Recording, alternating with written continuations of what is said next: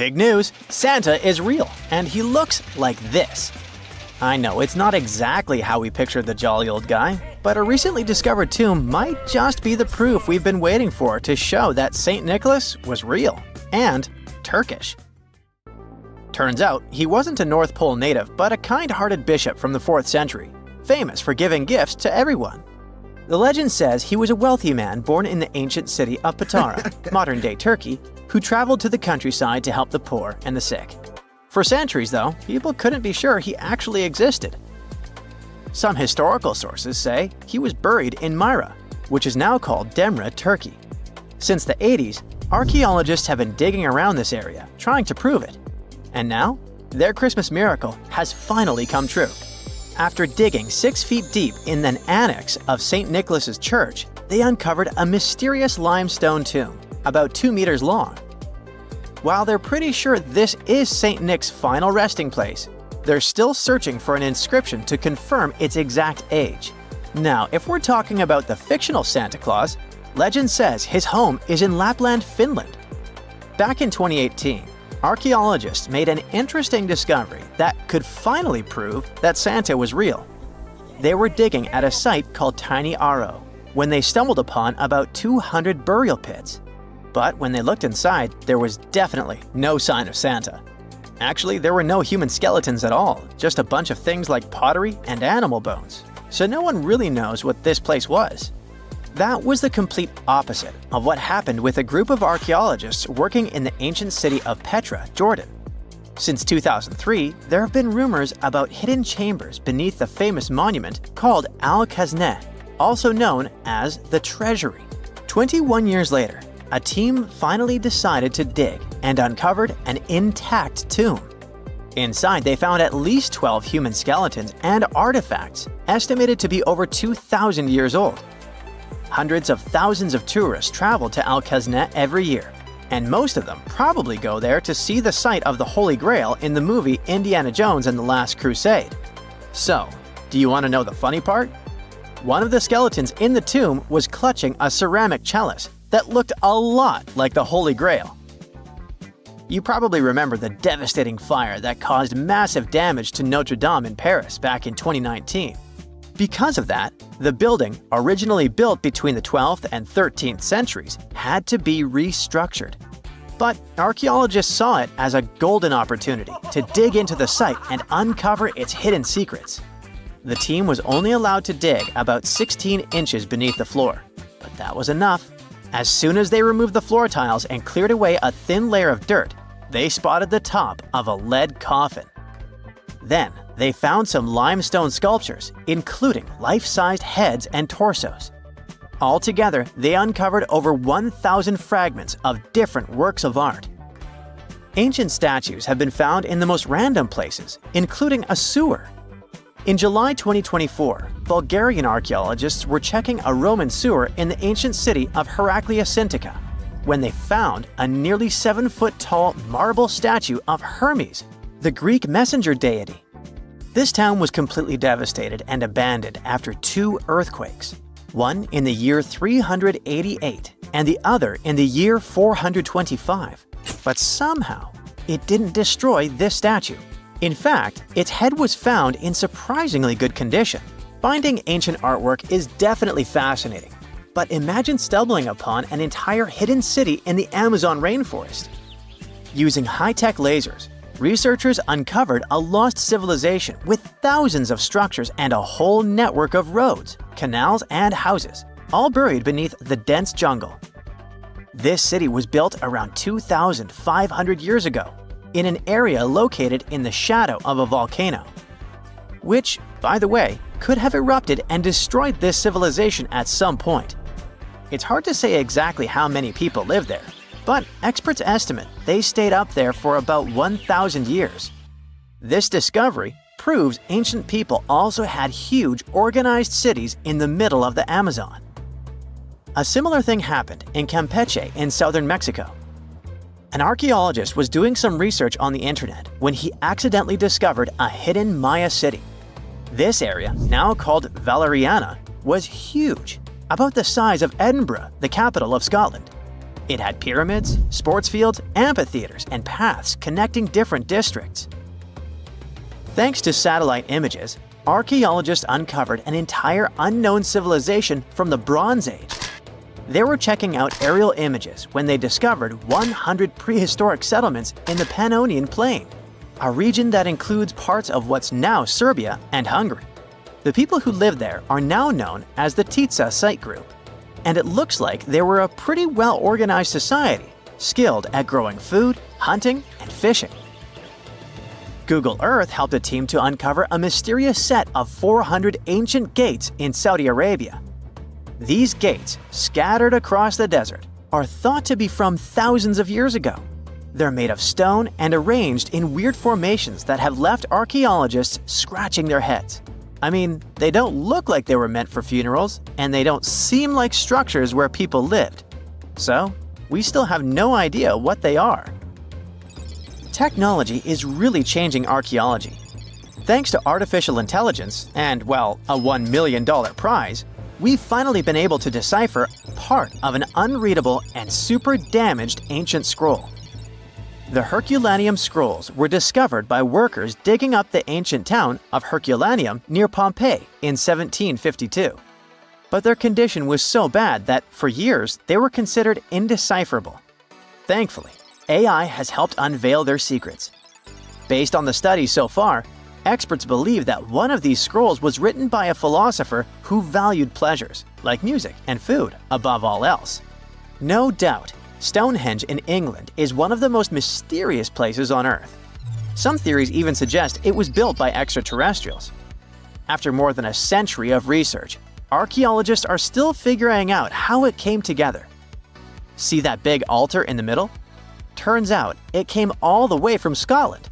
And that's pretty wild, considering this massive sandstone block weighs over 6 tons, and the people who built Stonehenge more than 4,000 years ago didn't have the luxury of wheels or modern tools. We can find some pretty amazing stuff in the oceans too. In 2013, a mysterious shipwreck was found about 20 feet underwater off the coast of Kenya. At the time, no one knew where it came from, but now, researchers are pretty sure this could be a ship from Vasco da Gama's fleet. You know, the famous Portuguese navigator, best known for being the first to sail from Europe to India by rounding Africa's Cape of Good Hope. If it's confirmed, this shipwreck could be one of the earliest European shipwrecks in the Indian Ocean. Ancient treasures can take many forms, including a bottle. Recently, archaeologists in Norway uncovered a 150-year-old message in a bottle during an excavation of a Viking burial mound. The bottle contained a letter written by Anders Lorange, an archaeologist who worked on the site back in the 1800s, along with his business card and a few coins wrapped in paper. The letter gave some details about the excavation, though it seems Lorange got a few things wrong, like the exact number of Viking shields discovered. At the end of the letter, he wrote a personal note in runic script, "Emma Gade, my girlfriend." So it gave us not only insights into history, but also a peek into his love life. Unlike many other ancient Egyptian burial grounds, King Tutankhamun's tomb stayed hidden and free of unwanted thieves for 3,000 years. One reason was that the tomb was smaller than average and tucked away in a place called the Valley of the Kings. This area was already being extensively explored by the time they stumbled upon Tut's spot. The entrance was all covered in debris from building a nearby tomb, which must have also helped keep it a secret. There were also 0 writings or signs on the outside of the tomb. Time passing also played a part in keeping it in amazing shape until the 1920s, when a man named Howard Carter finally made it in. But was Carter that big of a hero? Some recent findings say he might have been sneakier than initially thought. People used to think Carter wasn't just a glorified treasure hunter, he was a true archaeologist. Before Tut, he had been on a relentless quest for Egyptian artifacts. He discovered his interest in these unusual objects when he was a child, and soon started drawing the sculptures and inscriptions that were found in ancient tombs. After stumbling upon the remains of King Tut, Carter spent a decade recording and processing all sorts of objects, like golden thrones, chariots, and statues from Tut's tomb, shipping them down the Nile to Egypt's museum in Cairo. Well, at least that was the official story. More recent discoveries claim that not all of the objects made it to Egyptian officials. A secret letter seems to uncover Carter's little 10 for them, 1 for me policy. The letter in question was sent to Sir Alan Gardiner, a philologist and friend of Carter's, dated from 1922. In these writings, Carter mentioned having found the tomb and was asking his buddy for some advice. In another letter from 1934, Gardiner seems to be thanking Carter for an amulet, which was sent to him as a thank you gift. Carter was adamant that it didn't come from Tut's tomb, but evidently it did. Even the British director of the Egyptian Museum was onto Carter's sneaky endeavors, but couldn't prove it. He compared Gardiner's amulet to others from Tut's tomb, and lo and behold, they were a perfect match. Gardiner was so disappointed to have been put in such a sticky situation that he vented to Carter in another letter. Deciding to be a good friend, Gardiner didn't throw the famous archaeologist under the bus. Instead, he advised Carter to take those stolen goods back to Cairo. Just like he'd advise you to like this video and subscribe to the Brightside channel for more amazing videos on the most unique topics in history. It's not the only shady piece of information on Carter's post-discovery behavior. In 1947, a man named Alfred Lucas, who used to work with a controversial archaeologist, gave some information in an obscure journal in Cairo. He claimed that Carter sneakily cracked open the burial chamber door himself. Then he sealed it back up like nothing had happened before the official uncovering. Now, why would he do that? Well, the same theory suggests that Carter and his crew might have entered the tomb early so they could get their hands on some ancient goodies. Obviously, these people couldn't risk having such objects sold while they were still alive, but made sure they were auctioned off after they passed. Carter, though, never confessed to anything. He made no official denial either, but the Egyptian government couldn't risk any more mysterious disappearances, so they prohibited him from entering the tomb for a while. Some have connected this apparent stealing to the curse of King Tut. If you've never heard of it, know that it became quite the scary tale soon after King Tutankhamun's resting place was uncovered. It claimed that anyone messing with the tomb of the boy pharaoh would face some serious bad luck. It's not all dramatic like a mummy going on an aggressive spree, but word got out that the people involved in disturbing King Tut's lair met some mysterious, untimely ends. The main untimely passing related to this supposed curse is that of George Herbert, the 5th Earl of Carnarvon. He was this British aristocrat who helped fund the search for the tomb. He passed away just a year after the tomb was opened. Now, people love to call it mysterious, but it turns out that Herbert was already in pretty bad shape health-wise when he got to Cairo, and he ended up getting taken down by a regular disease. Now, let's talk numbers. There were a lot of people linked to this tomb opening: security guards, archaeologists, and supporting staff. And sure, a few of them did pass not long after the tomb started receiving visitors. As much as we'd like this curse to be true for the sake of, good storytelling, statistically, if you have a bunch of people connected to opening a tomb, you'd expect some passings just by random chance. The average lifespan for those supposedly targeted by the ancient curse was more than 20 years after the spell was supposed to kick in. Herbert's daughter even lived until the 1980s, that's half a century later. And Howard Carter himself lived until 1935, a solid 16 years after the big reveal. Some have suggested that the whole curse was nothing more than a careful PR strategy. You see, when Tut's tomb was found, Howard Carter wanted to make a priority out of keeping nosy reporters away. So he might have come up with a curse hanging over anyone entering the boy king's resting place. But what was stolen from King Tut's tomb anyway? Well, some jewelry to begin with. It might have been snatched by Howard Carter himself, according to a French specialist. He did some intensive research by looking at old pictures taken from inside the tomb back in the 1920s. He compared those images to various objects from museums and auction houses. He soon started to piece together the whereabouts of some of Tut's jewelry. First up, there's this collar that used to be on Tut's chest. It was all broken into pieces, and some parts went via Carter to the Nelson Atkins Museum in Missouri. Meanwhile, other bits ended up on a necklace owned by some unnamed people who tried to sell it in 2015 but failed. Even the Nelson Atkins Museum agrees, as they've confirmed the information on their website. Then there's a headdress piece. Some beads from it that once belonged to Tut apparently got stolen by Carter too. They were also strung into a necklace and are now being held at the St. Louis Art Museum. Another fancy collar made out of glazed ceramic magic spent some time at the Met, far away in New York. Thankfully, it was sent back to Egypt a bit over a decade ago. This seems to have been, as you'd expect by now, also stolen by Carter. Missing artifacts aside, King Tut still gave a ton of amazing objects that helped us learn more about this incredible ancient culture. Starting with the famous burial mask. It's this massive 21-inch gold art piece with semi-precious stones and glass paste. It weighs 22 pounds and showcases the boy pharaoh with a long beard and a headdress with a cobra and vulture. On the back, there's this spell from an important ancient Egyptian spiritual book that's supposed to make sure it works just as well in the afterlife. Tut was also apparently a board game enthusiast.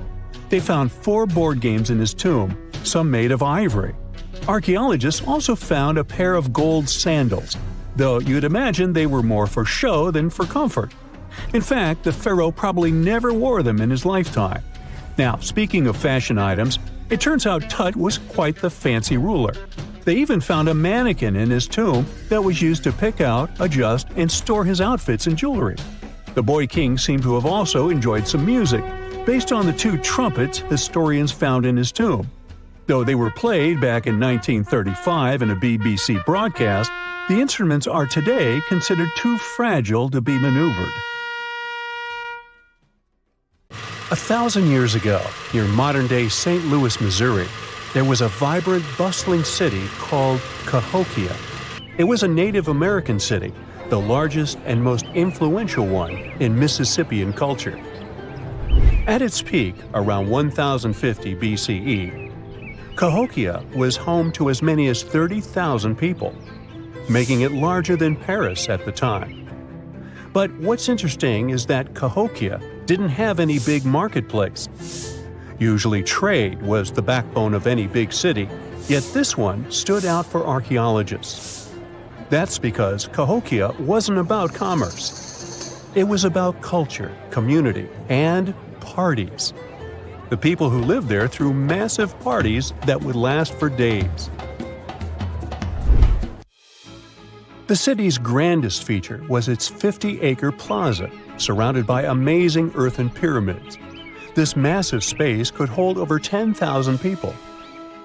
Imagine them all gathering there for festivities, dancing, drinking coffees and teas, feasting on deer, and betting on sports. The events were super lively. Cahokians would wear awesome costumes, style their hair in interesting ways, and decorate their bodies with tattoos. Athletes were playing a game called Chunky, where they hurled spears at a rolling stone disc, competing to get as close as possible. The roar of the crowd filled the air, and performers showed off their skills. These celebrations were so wild, they left traces in history. After the parties ended, Cahokians cleaned up by tossing leftovers into pits. Archaeologists have uncovered these waste pits, and they were filled with food remains and pottery. One pit alone contained the remains of 2,000 deer, and that's from a single event. They also found traces of yaupon holly, a caffeinated plant that was traded from hundreds of miles away. This just shows how much effort and thought Cahokians put in their celebrations. Would you like to live in a city like this? But aside from all the fun and games, Cahokia was also deeply complex and spiritual. The city was built on a landscape that mixed dry land with swampy patches. Many people believe that this symbolized the connection between the world of the living and the dead. The people of Cahokia saw their city as a bridge between these two realms. They built earthen mounds, both for ceremonies and rituals, and as construction support. These mounds rose from the swampy areas. Meanwhile, people settled in the drier spots. Elevated pathways connected these neighborhoods, creating a physical link between life and death. Isn't it sad that some ancient metropolises that rival modern cities in scale just disappeared? Cahokia's story came to a quiet end around 1350 CE, when the city was abandoned, all due to changes in environments and weather, floods, and other problems. But the influence of Cahokia was so big, it spread to distant places. Some of their traditions, like Chunky and Yaupan tea, have survived in native communities to this day. Today, Cahokia is a UNESCO World Heritage Site, and it's not the only megacity we lost. About 5,000 years ago, people in the Indus Valley built some of the world's first cities.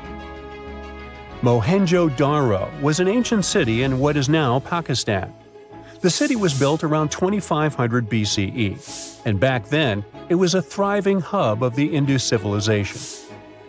Sure, it was much smaller than modern cities, but it was quite huge at the time, around 40,000 inhabitants. It looks like the locals were crazily strict and disciplined people. The city's planning and organization were incredible. It was laid out in a grid pattern. Streets and important buildings aligned along the north-south axis, probably to match the movement of the sun and moon. They also built one of the most advanced systems for water and waste management of their time. The city had about 700 wells. Nearly every house had its own. Most homes also had private bathrooms with drainages and even underground sewers. This shows how skilled these people were at staying clean. And with all this discipline, it looks like there were no kings, queens, or even a central government. They could still have some authority, like local elites or elected officials, just not a classic strict monarchy or religion. Instead, people there cared about simplicity and order. They basically managed themselves, having standardized ways of doing things, from the way tools and potteries were made to how they traded. Which is why, unlike many other cities, Mohenjo-Daro didn't have grand palaces, temples, or monuments. Instead, they had public areas known as citadels. People gathered at citadels for rituals, meetings, and storage of grain. And it seems like this way of life worked perfectly. Scientists found some seals and weights, which means the economy was well regulated.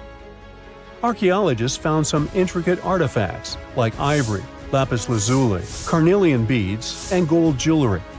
Another famous find is the small bronze statue known as the Dancing Girl, which was discovered in 1926. Mohenjo-Daro wasn't poor at all. And they also pulled off some awesome buildings. Staying clean was clearly way more important to them than displays of wealth or power.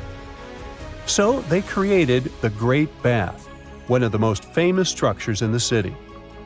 It's a large, watertight pool built with baked bricks, perched on a mound of earth, being almost a religious place, the closest thing they had to a temple. Meanwhile, the city itself was built on a series of mounds. They grew taller over the centuries as people added new houses and structures. Why did the city fail? No one really knows. There's something mysterious about the sculptures archaeologists found. Many of them seemed intentionally broken. This means the city's later inhabitants, maybe invaders or something, destroyed them for some reason. Some scientists think that the Indus River may have shifted course, disrupting agriculture and trade. But there's no evidence of a flood or any big event like this. It just seems like, over time, the entire Indus civilization just gradually faded away. By 1900 BCE, the culture had shifted and didn't leave much behind. Let me tell you now about the ancient city of Kos, which is located where the modern town of Kos now stands in Greece. Imagine arriving by sea, and the first thing that hits you is the sheer grandeur of its agora, this massive public square built with stones in different colors, laid out on terraces that rise above you. It was one of the biggest in the ancient world, and it made a great impression on anyone approaching the city. This place has a rich history dating back to around 2300 to 2200 BCE. A long time ago, local folk gathered up from different parts of the island to form a new city in the northeast. People have lived there since the Bronze Age, and over time, it became a super important center of culture and trade. And no wonder, since it's right near a natural harbor. The harbor was sheltered by two breakwaters, and people built some of the most important religious sites there, including the sanctuaries of Aphrodite and Hercules. Kos wasn't just beautiful, though. It had some brilliant design. The whole city was laid out in a neat grid, with streets crossing each other at perfect right angles, literally looking almost like a modern city. Thanks to this, moving around was super easy, and the blocks, or insulae, were big enough to fit several large houses. Kos remained largely unchanged until the 6th century CE. Over time, it started gradually shrinking in size, confined within the walls of what is now the Chora neighborhood. Meanwhile, Palmyra was an ancient city built around a beautiful oasis sometime around the 3rd millennium BCE. Originally known as Tadmor, this city flourished as a major stop on the Silk Road, linking the Near East with Asia. It was a thriving center of trade and culture. They had a marketplace, assembly buildings, grand gates. In other words, this place was bustling with life.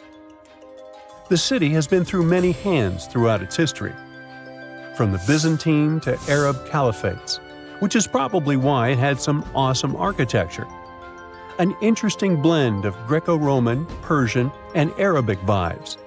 The Temple of Bel, the Great Colonnade, and a Roman-style theater. But, like all the others, it decayed over time. Palmyra's importance faded, and by the early 1400s, it had been largely destroyed. But at least its ruins remain. Right now, they're a UNESCO World Heritage Site. What is a boat doing in the middle of a desert? You would expect to find a seagoing vessel closer to shore. This is the question archaeologists have been asking for decades. In 1988, there was a storm near one of the most important archaeological sites in ancient Egypt. A wooden structure emerged from the sand. It was hollowed out by termites. Scientists were determined to solve its mystery. In 2000, they began excavating the site near Abydos, Ubidos. An American team of experts soon discovered a boat that was 70 feet long, and it wasn't alone. In total, there were 14 boats neatly resting next to each other. It was impossible to completely dig out the boats because of their poor condition. Luckily, the wood was preserved enough to get a sample. Analyses revealed that the boats were around 5,000 years old, the oldest fleet in human history to this date. The time of their construction predates the pyramids at Giza by half a millennium. Each ship of the fleet rested in a vault that matched its dimensions. The room was roughly a third of the size of a tennis court. It had mud brick walls that featured more than 120 drawings of boats. Ancient Egyptians incised them on whitewashed walls that were excellently preserved. Scientists have known about these mysterious chambers for well over a century. 1901, 1902. A British archaeologist, Arthur Weigel, stumbled upon a strange structure west of the River Nile. His team caught a glimpse of the interior walls. Sadly, a section of the roof collapsed, so they had to call off further exploration. Researchers abandoned the site, but its location remained on the maps. The boat's position first led scientists to think that they rested on a bank of the mighty Nile. But there was a problem with this theory. Today, the river flows almost 7 miles west of Abydos. Further studies of the surrounding terrain showed the Nile didn't change its course throughout history. Also, if the boats floated near a dock, they would be in unstable positions. The 14 vessels at Abydos were perfectly parallel to each other. There was only one conclusion possible. Someone had deliberately placed them like that. They must have gone through a lot of effort. Each boat had enough room for up to 30 rowers. These vessels could really float. They weren't models, but scholars still don't know if they actually sailed any body of water in ancient Egypt. This doesn't diminish the importance of the find. Previously, archaeologists found only small-scale models. In King Tut's tomb alone, there were 35 boat models. For a long time, these figurines were the only clues as to how ancient Egyptian vessels looked like. The boat's design confirms that they were the real deal. They are the earliest surviving examples of something called built boats.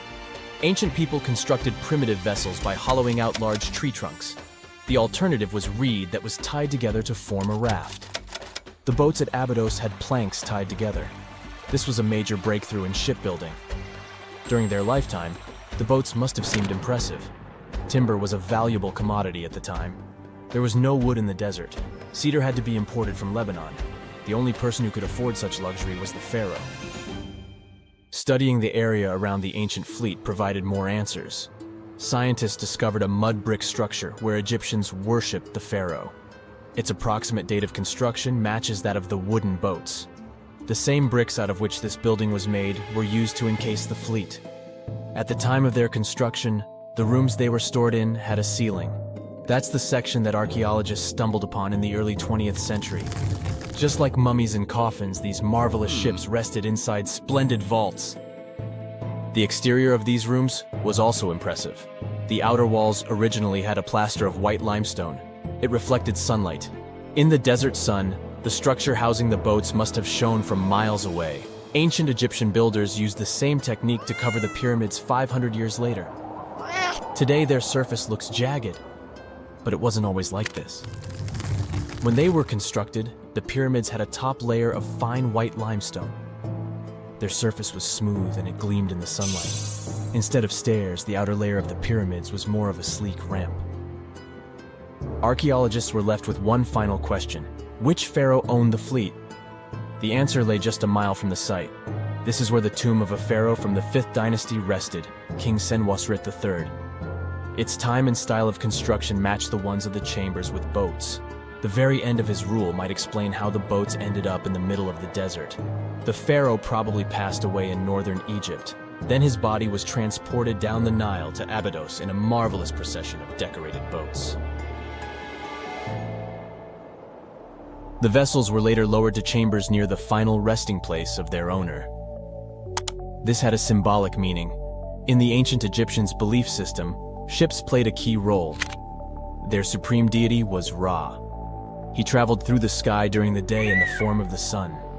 At nighttime, he sailed through the netherworld in a solar boat. The pharaoh identified himself with Ra. That's why he needed boats in the afterlife. That was the only way to regenerate himself. Just as the sun rises every day above the horizon. This belief existed for thousands of years. The more famous Pharaoh Khufu also had a ship. Scientists found it in 1954 next to his pyramid at Giza. It is some 4 centuries younger than the fleet at Abydos, but Khufu's ship was almost 2 times longer.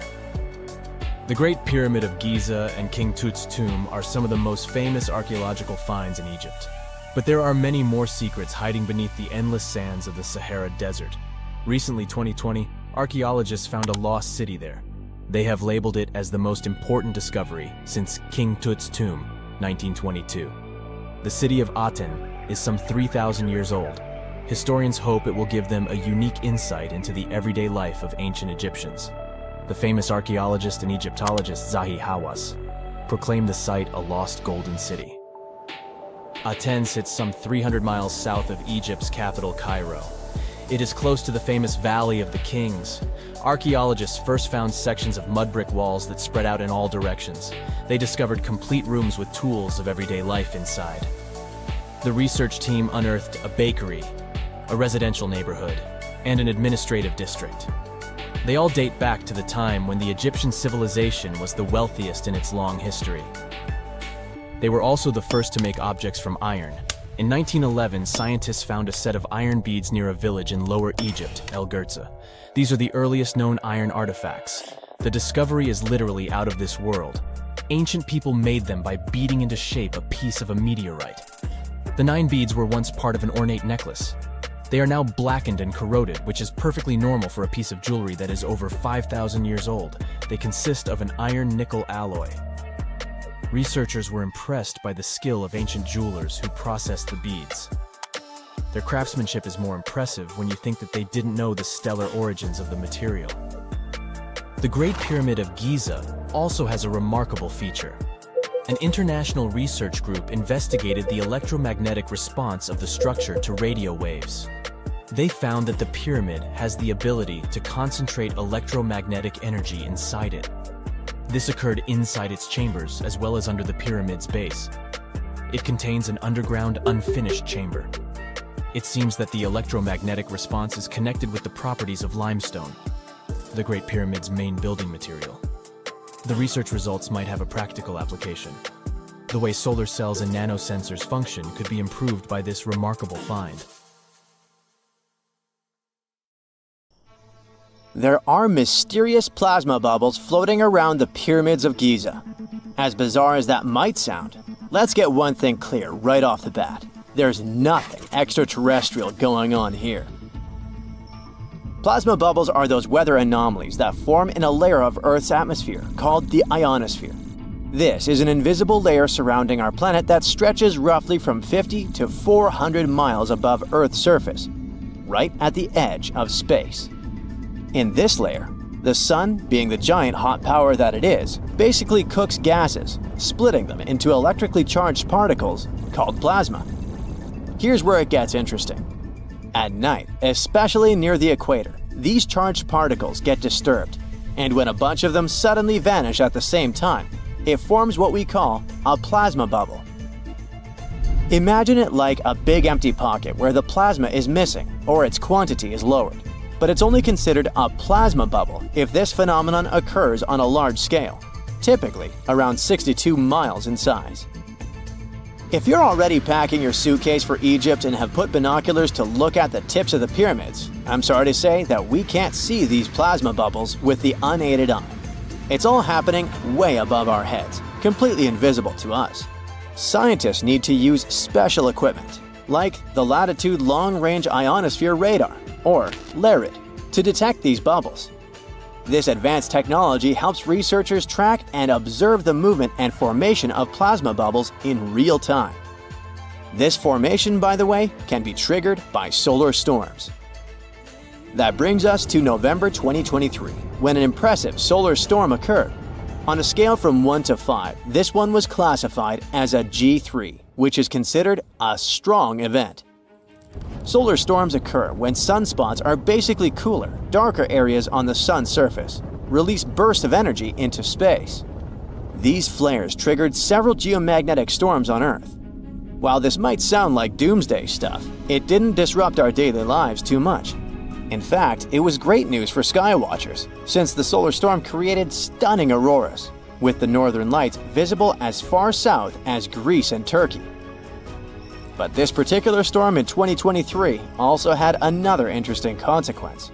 It caused the largest plasma bubble ever recorded by the Chinese radar. This phenomenon was so massive that it covered regions as far apart as the Egyptian pyramids and the Midway Islands in the Pacific Ocean. Now that's a huge distance, and it is a big deal for science. And that's because plasma bubbles are a growing threat to modern technology. Experts say they can disrupt satellite communications and GPS systems. So if you're using Google Maps or Waze and suddenly it can't figure out where you are, a plasma bubble might be to blame. Great. We now know what's going on with those bubbles, detected above the pyramids of Giza. But things get even weirder inside this ancient construction.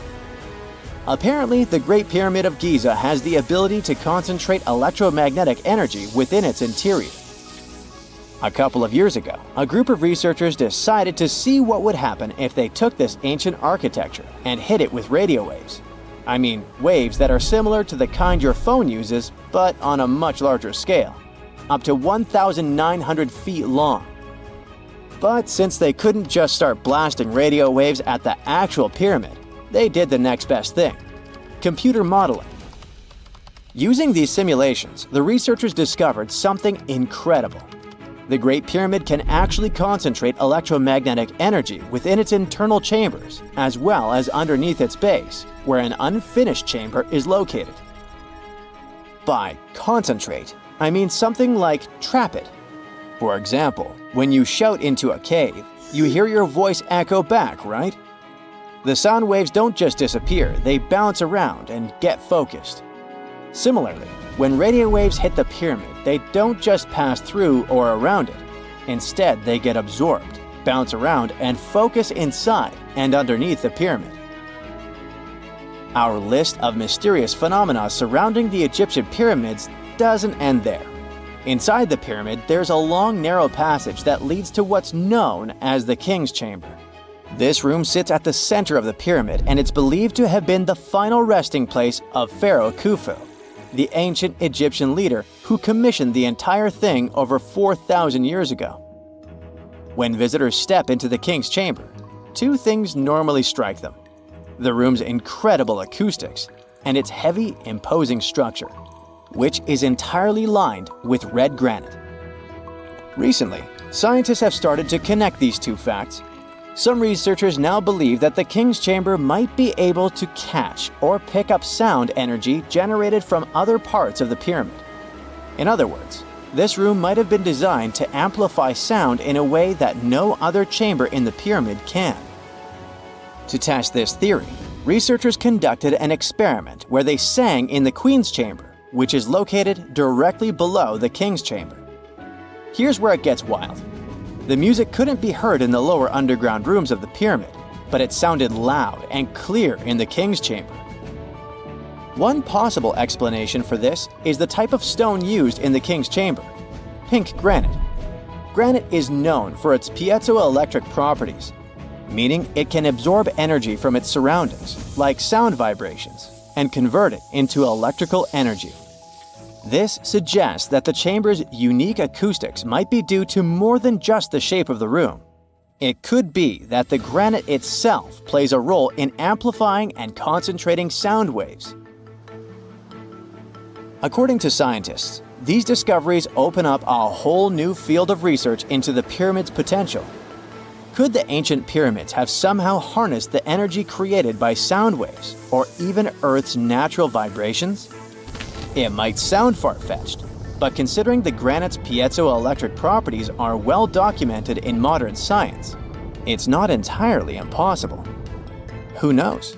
Maybe we've only just scratched the surface of what the pyramids were truly capable of. Speaking of just scratching the surface, there's even more to think about, like how the pyramids ended up in such a perfect location.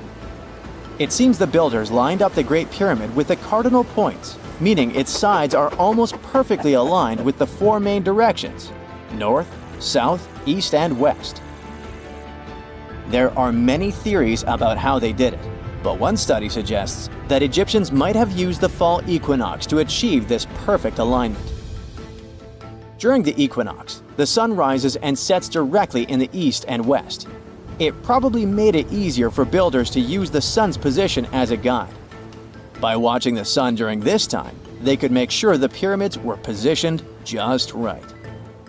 If we think about all these strange things about the pyramids, I mean their perfect alignment, the ability to concentrate radio waves, and the materials used in the chambers that might generate electrical energy, could the real purpose of the pyramids actually be much more complex than just being tombs?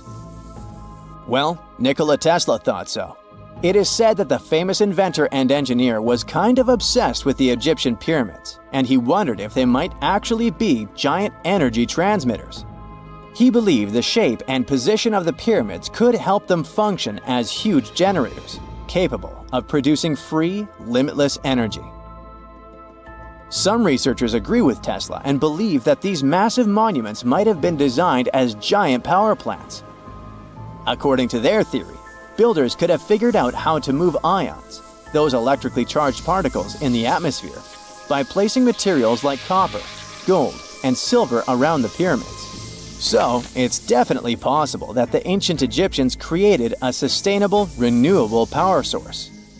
Although this is a very interesting thought, we haven't been able to confirm this theory, and the true purpose of the pyramids remain one of humanity's biggest mysteries.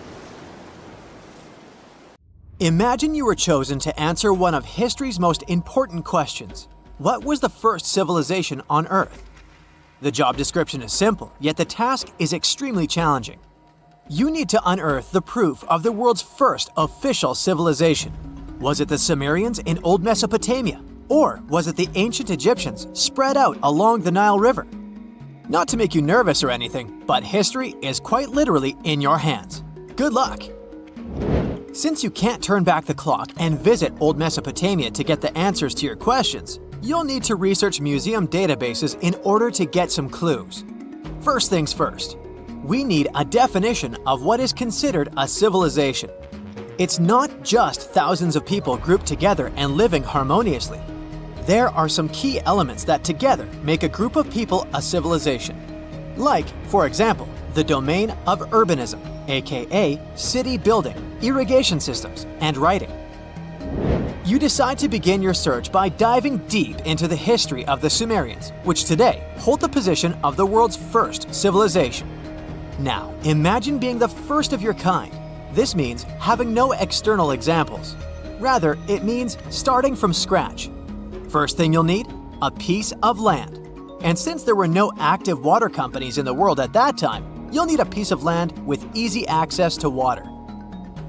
So, the Sumerians settled between two major rivers, known as the Euphrates and the Tigris in southern Mesopotamia around 5000 BCE. Fun fact, Mesopotamia translates to the land between two rivers.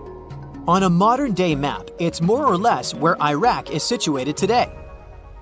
Together with land, a civilization needs ways to get food. The Sumer civilization had to face a dry and hot climate, but they managed to make agriculture thrive in the region. By diverting river waters and creating reservoirs and dams, the Sumerians allowed for a series of settlements to emerge across Mesopotamian plains. The famous city of Babylon was one of them. You know, the city that supposedly had those hanging gardens? I say supposedly because no definitive proof of the real existence of this monument has ever been found. However, it was considered one of the 7 wonders of the ancient world, and cited as a remarkable feat of engineering in an ancient book published around 290 BCE.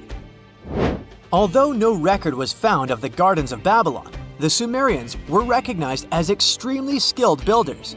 Their cities were filled with mud brick constructions, and the most impressive ones were known as ziggurats, stepped pyramids that were built for spiritual purposes. The Sumerians built a trade network to supplement scarce resources and started to exchange goods with civilizations rising nearby, like Anatolia and Egypt. The beginning of trade was what drove the Sumerians to develop what is believed to be the world's first writing system. It began as a simple system, likely dating back to 3400 BCE. In this system, each syllable was represented with a drawing. Later, it gradually evolved into a fully formed cursive writing system. Don't believe me? Take a look at this piece from the Babylonian times. This huge basalt plaque is called the Hammurabi Code. It's known to be humanity's first collection of written laws. As far as the story goes, it was carved in volcanic stone around year 1760 BCE. Look at the precision of these carvings. It's quite astonishing. But the content is also surprising, since these 282 rules vary from commercial regulations to strict laws of justice. The thing is, historians don't have a consensus on whether the Sumerians were really the first ones to invent writing. Some think it might have been old Egyptians. Let's pause here. Ancient Egyptian settlements are believed to have started around the year 5500 BCE, which is earlier than the Sumer civilization. But remember I said a civilization needed a few things before it was considered as such.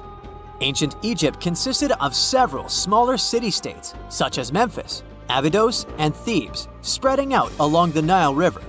It wasn't until 3000 BCE that Egypt was unified under one kingdom and lasted as an empire until nearly 1000 BCE. Although there is no consensus on this, some Egypt experts believed that it could have been Sumerian immigrants that founded early Egyptian settlements. The proof could be the presence of cylinder seals made of hard stone, something that was widely used in Sumer. These seals were used to guarantee authenticity in legal transactions, but it's hard to say whether this method was introduced by Sumerian immigrants or simply by trade.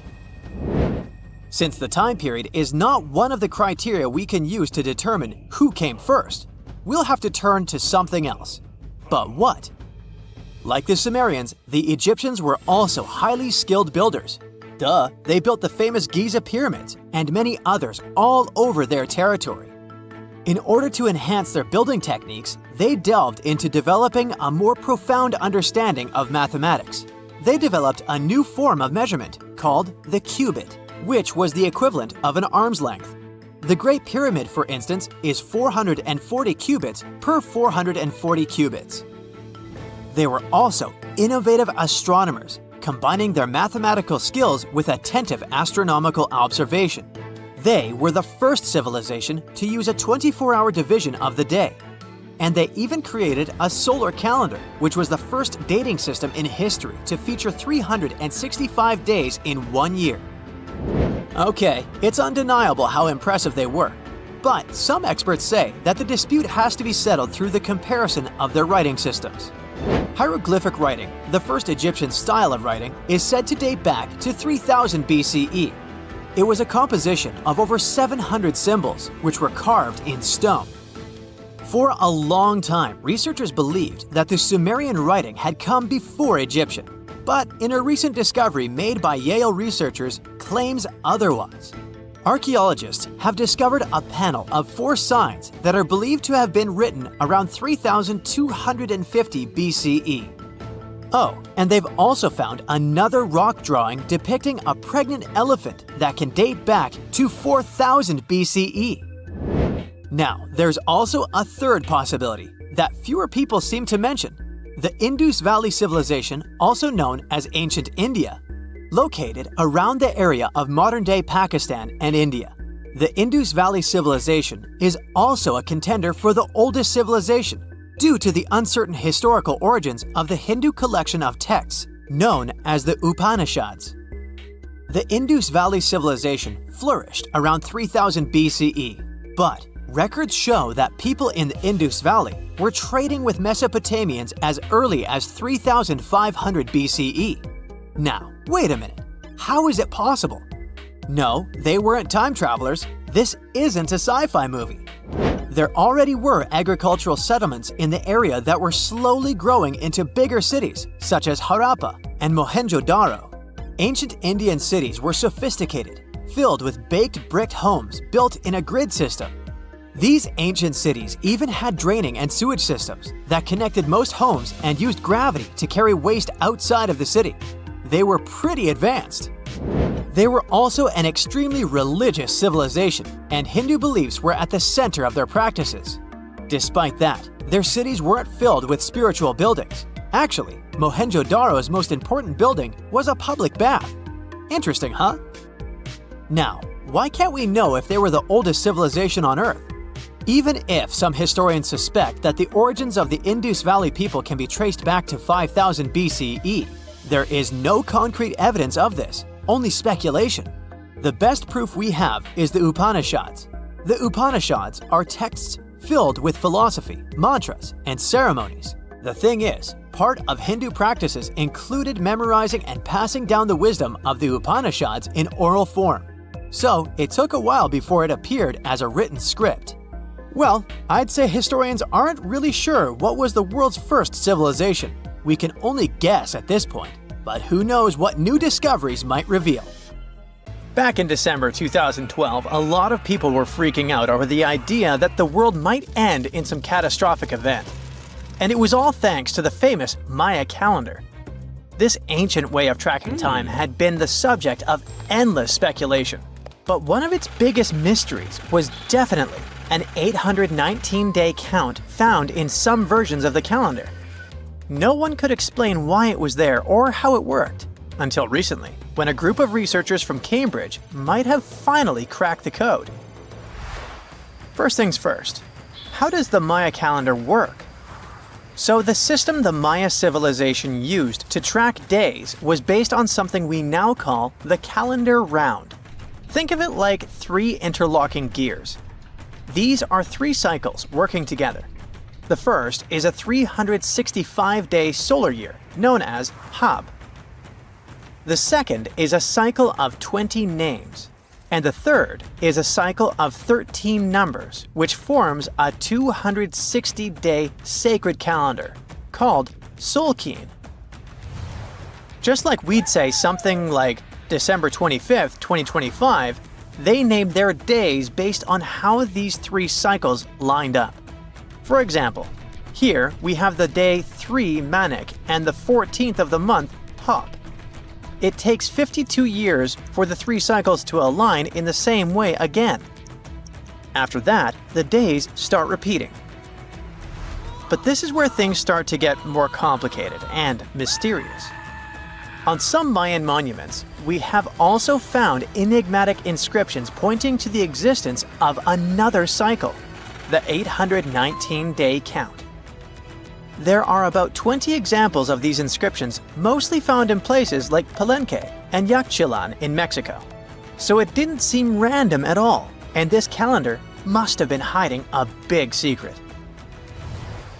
Early research showed that the 819-day cycle was represented by one of 4 colors and the cardinal directions associated with them. Black was tied to the west, red to the east, white to the north, and yellow to the south. Researchers also discovered that this period of time could be broken down into 3 smaller cycles.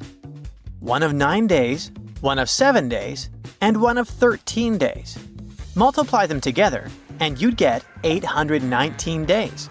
Pretty cool, but why did they do that? This color scheme and the 3 cycles seemed like a basic level of interpretation, and experts were pretty sure its real purpose was still hidden from us. Another thing researchers noticed is that this strange count of days was mostly shown using a Y glyph, followed by a number. But in some cases, they also added a glyph representing Kawil. This was a powerful Maya deity, often associated with creation and lightning. He was usually symbolized by a torch coming out of his forehead, representing the spark of life. But in the 90s, a study suggested that when Kawil's inscription showed smoke and fire coming from his forehead, it could actually represent the planets Jupiter or Saturn, or maybe even both. Wait, that means that the 819 days count could be linked to both planets in some way. From there, research focused on figuring out what that link might be. The first conclusion is that this calendar might have helped the Maya track the movements of those planets in some way. Then they started noticing something interesting. These cycles could be specifically tied to the synodic periods of Jupiter and Saturn. By synodic periods, we mean the time it takes for a celestial body, like a planet, to return to the same or nearly the same position as seen from Earth. While this possibility was pretty exciting, something didn't quite add up. Each planet moves very differently, and trying to fit multiple planets into an 819-day span just didn't seem to work. In other words, this 4-part color-coded calendar system was simply too short to align perfectly with the synodic periods of the visible planets. So it looks like we're back to square one. This mystery had people scratching their heads for ages, until 2023, when specialists realized they might have been looking at it all wrong. Researchers actually needed to shift their perspective.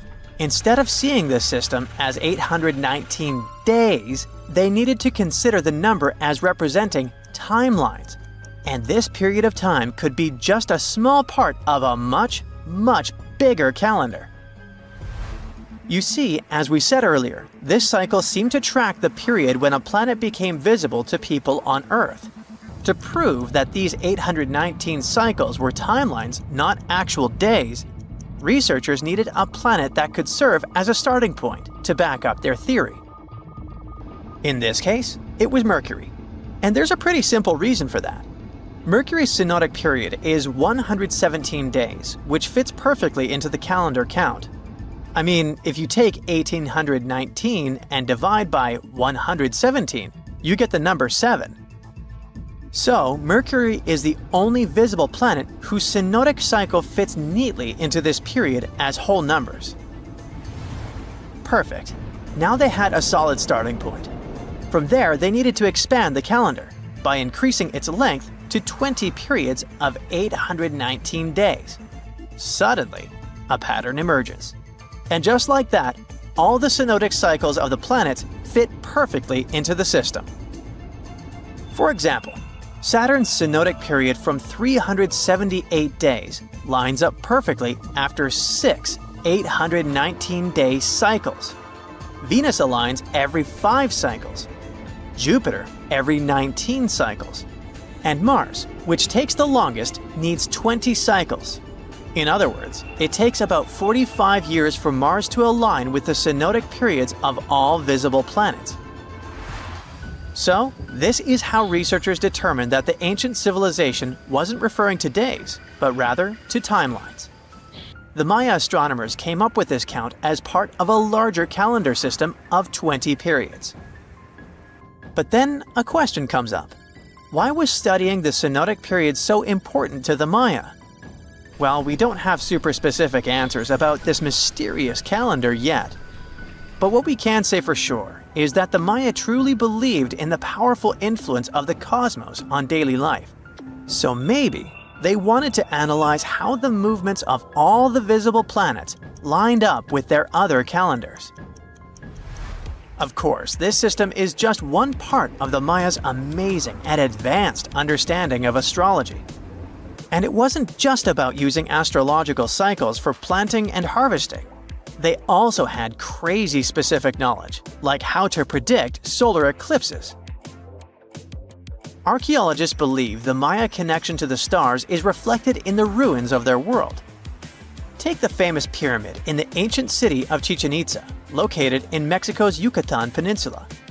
If you look closely at the base of its staircase, you will see a snake's head carved in stone. But here's the coolest part.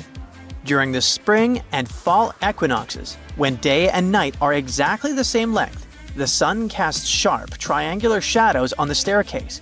It creates the illusion of a snake slithering down the steps. Another example of how they use their knowledge of astronomy in their temples is in Tikal, Guatemala. Built around year 1 of the Common Era, this pyramid is considered one of the Maya's earliest astronomical complexes.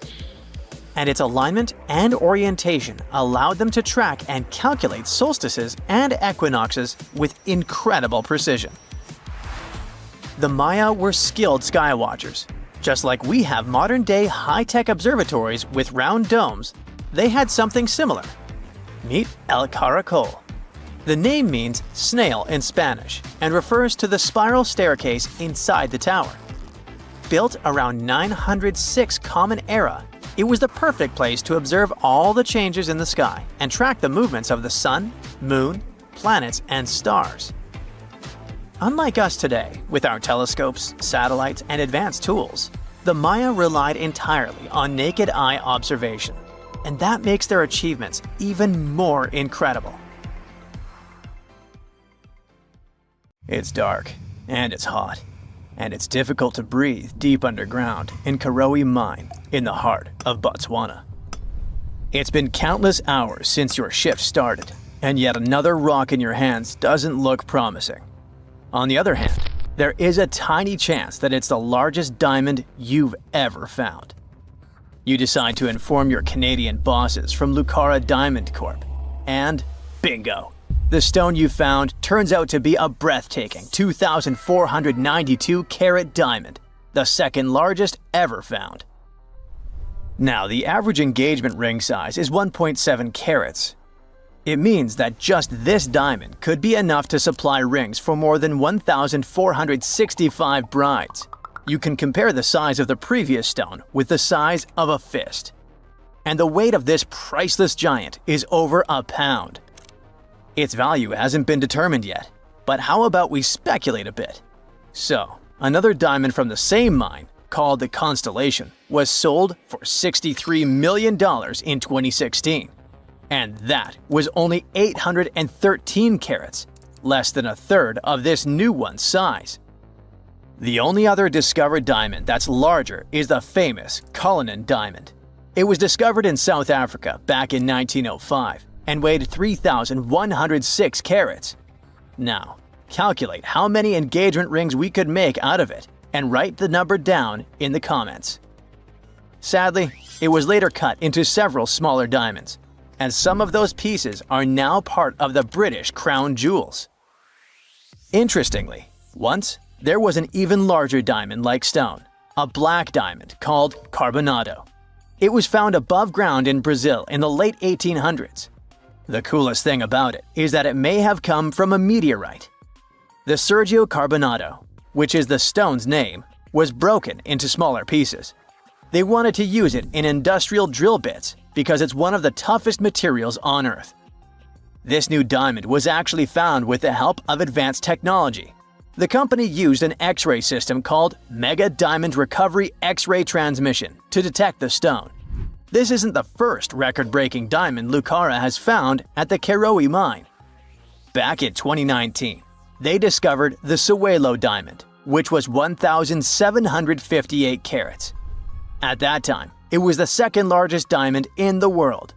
Luxury brand Louis Vuitton later purchased the gem for an undisclosed sum. And before that, in 2015, they found the Lascetti Larona diamond at the same mine. It weighed 1,109 carats and brought the company $53 million in 2017. Diamonds aren't the only amazing thing you can find in the ground. The better and deeper you dig, the rarer objects you're likely to discover, like an ancient lipstick, for example. It might be the oldest lipstick in the world since it's about 5,000 years old. This deep red lip paint was found in a stone vial in southern Iran. The vial actually popped up in 2001, but it took researchers until recently to figure out what it really was. Because it's not like modern lipstick in a tube. People likely applied it with a brush. Researchers are happy, since this find could give us a glimpse into what women from the Bronze Age might have done to stand out. Those from elite societies probably applied this lipstick to look glamorous and show off their high status. Now, here's the backstory of the vial. It came from a 3rd millennium BCE graveyard and was linked to the powerful Marhazi civilization. It was a big deal in that part of Mesopotamia at the time. The graveyard was uncovered after flooding, and unfortunately, looters got their hands on many items. But luckily, the authorities managed to recover this particular piece. The vial caught scientists' attention because it was different from other items they'd found. Normally, they'd come across gray, compact substances in similar containers. But when they opened this particular one, a loose, fine powder spilled out. It was dark grayish purple in color, nothing like what they'd seen before. When the researchers analyzed the powder, they found out that it was made with hematite, which gave it a rich, deep red color. It also had other ingredients like vegetable oils and waxes, making it really similar to what you'd expect in a modern lipstick. Apparently, back in the Bronze Age, makeup was a sign of luxury and superior status in that area. It showed off wealth and power, especially in elite circles. By the way, the researchers don't want to claim for sure that this is the world's oldest lipstick, because who knows? Something older might turn up someday. How about we move to Bulgaria right now and do some digging there? Wait, there's no need to take a spade and dirty your hands. An amazing discovery is already waiting for you. There they found a large marble statue. It's almost 7 feet tall, which might depict Hermes, a Greek deity. But the craziest thing is that it was buried in an ancient sewer for around 2,000 years. The statue is in really good shape, especially the head, which is super well preserved. There are some cracks in the hands, but overall, it's in surprisingly great condition, according to the scientific director of the excavation. And here's how they found the statue. The team was doing a routine dig in southwestern Bulgaria, near the Greek border. This area used to be part of the ancient city of Heraclea Sintica, which dates back to the 4th century BCE. While digging, the researchers stumbled upon the statue's marble foot. From there, they carefully uncovered the rest of it. It was a total surprise for them, since they didn't expect to find anything like this. Right now, the team is working on safely removing the statue from the sewer. It's really heavy, so they're using a crane to lift it out and transport it to the History Museum in Petra. Once they restore and conserve it, the plan is to put it on display. Experts are very excited about this find. It could teach us more about the local culture in Heraclea Sintica, which isn't a very well-known ancient site. Now, if you're dreaming of making discoveries like this one but don't have a degree, don't lose heart. Even an amateur can make a scientific breakthrough. For example, you could find a Roman dodecahedron. It's this weird, mysterious 12-sided metal object about the size of a grapefruit, and no one really knows what they're used for. Historians have been scratching their heads about these things for centuries. This particular dodecahedron was discovered last summer in a farmer's field near Norton Disney, about 35 miles southeast of Sheffield. A group of volunteers had already found Roman coins and brooches in the area, so they knew the field might hold more treasures. A geophysical survey had shown areas underground where the Earth's magnetic field was disturbed, hinting that something might have been hidden there. The team started digging trenches during a 2-week excavation. On the second to last day, in Trench 4, someone spotted the dodecahedron. Richard Parker, the group's secretary, was nearby making tea when he heard the shout. He said they were all shocked because they hadn't found much metal, and then, boom, that awesome artifact simply popped up. The extra cool thing about that dodecahedron was that it was complete, which is rare. Many others found before were broken or incomplete. Plus, it's larger than usual. Roman dodecahedrons can be as small as a golf ball, but this one is closer to a grapefruit. Now, the dodecahedron is on display at a local museum. So far, over 100 Roman dodecahedrons have been found in northwestern Europe, mostly in former Roman territories like the Gallo-Roman regions. They date back to somewhere between the 1st and 3rd centuries CE. Each one is a hollow metal shell, usually made of bronze. It has 12 faces, with differently sized holes on each face. Around the holes, there are concentric rings imprinted into the metal, and at every corner where the faces meet, there's a small stud. There's no writing on them, and nothing in Roman texts mentions them at all. That's why nobody knows what these dodecahedrons were for. There are loads of theories. They could have been toys, dice, mace heads, or even tools for measuring distances in Roman artillery.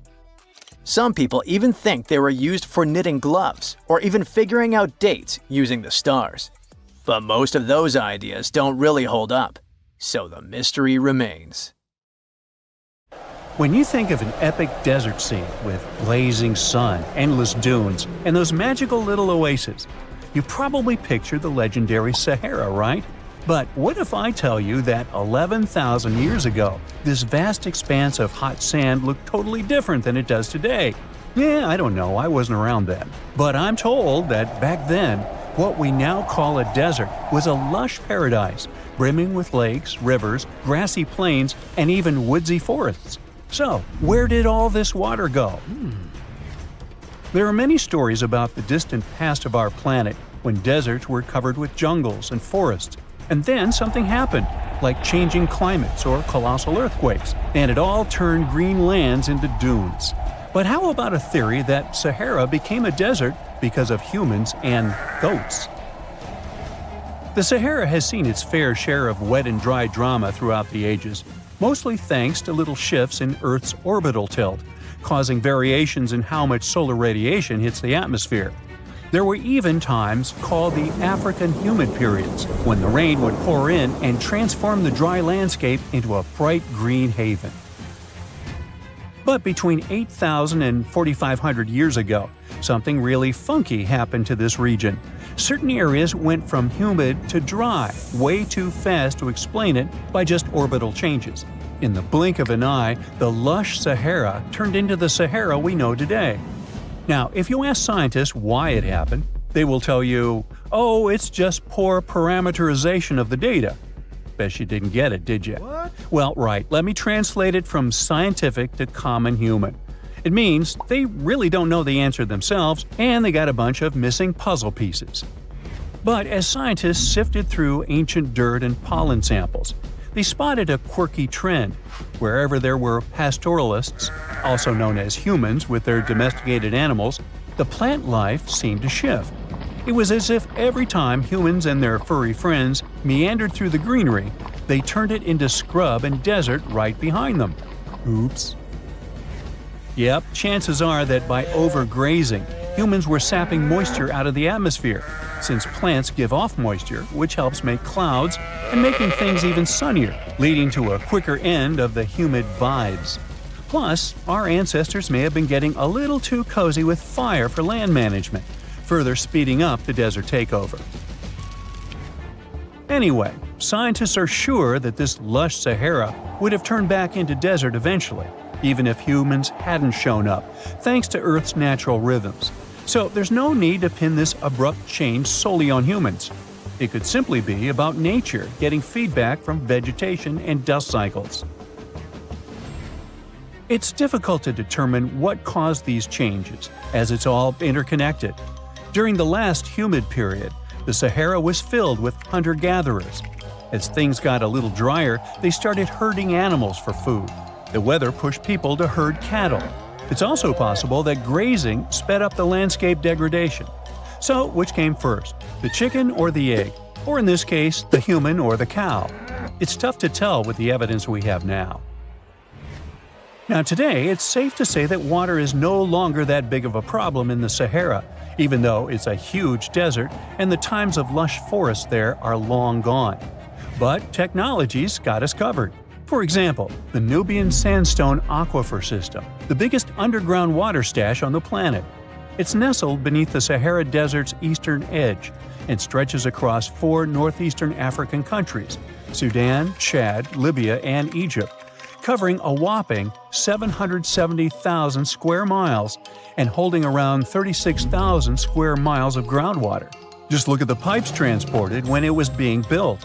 It's the world's largest irrigation project. No wonder it's feasible to thrive in the Sahara today. But imagine thriving in the Sahara Desert with just one water source. Sounds like a tough gig, right? But the ancient Garamantes did just that, surviving and even thriving for nearly 1,000 years without monsoons or rivers flowing to their desert paradise. These clever folks were the trendsetters of urban life in the sands, and even the Romans couldn't help but notice their genius. While many thought they were just desert-dwelling savages, the Garamantes were busy building an empire in one of the toughest climates on Earth. But how did they do that? Well, they got crafty and dug a whole bunch of underground tunnels to tap into a massive sandstone aquifer. They were literally squeezing every drop of life from under the dunes. But recently, research showed that the Garamantes weren't just hardworking, they were pretty lucky too. The Garamantes had an underground aquifer that brought water up to a hill where they built over 500 fogaras, which are irrigation systems, some stretching as long as 2.5 miles. It was like sipping water through a straw, which let them irrigate their crops for nearly a century, especially since even a little rain would help recharge the system. But eventually, due to rain insufficiency, the aquifer ran low, and reaching it again would have meant digging more tunnels and relying on more people. That's a tough problem, considering these people were in the middle of food and water shortages. Guess I don't need to tell you what happened to the Garamantes, do I? The fall of the Garamentian culture might be linked to several factors. It may have been due to climate changes, or they may have simply used their water resources too much. Back in the day, the Sahara Desert was actually fertile agricultural land, thanks in part to the cool irrigation system the Garamentians created.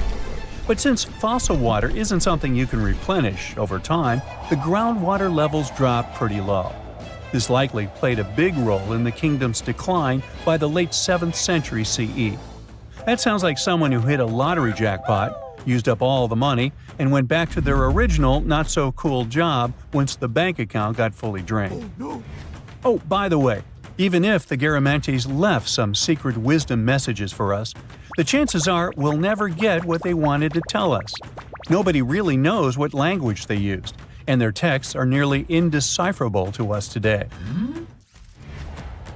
But let's go back to the Green Sahara. So it transformed into a desert about 4,500 years ago. But today, we can understand how people lived in those times in the Sahara thanks to natural parks in Africa that have the ultimate outdoor art gallery. There are well over 15,000 ancient paintings and carvings depicting everyday life from around 11,000 years ago. However, if the carvings aren't enough for you and you feel like visiting an actual green desert, all you have to do is book a flight to California. One of the most beautiful phenomenon in the world, the superbloom, takes place here.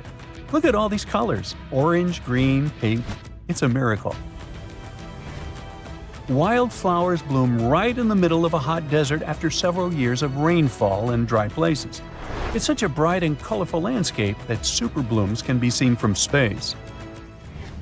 This rare phenomenon can be observed in other arid places and deserts in western and southern Africa, western Australia, and Chile. In all these places, the weather is very hot and dry in summer. Mild humid air comes in winter, and this is the ideal environment for mass flowering. Flower seeds that lie in desert sands can wait for decades before starting to produce flowers. When the hot sun destroys all the weeds and grass, and the rainfall becomes enough to moisten the soil, the seeds are kind of like, well, okay, now it's our turn to play a big game. And then hundreds of thousands of tourists come to take photos and post these beautiful pictures on social media. And this, unfortunately, is one of the main dangers for flowers. Therefore, if you find yourself in a place like this, don't pick the flowers and don't trample on them. Stay on the path, don't litter. Take only pictures and leave only footprints. You get it? Good. Something exciting and kinda unexpected popped out among the rocks of the Ica Valley in Peru. The bones of a really old whale that lived almost 40 million years ago. At first, no one was really impressed because the bones they found were big and weirdly shaped, so people just thought they were looking at giant boulders.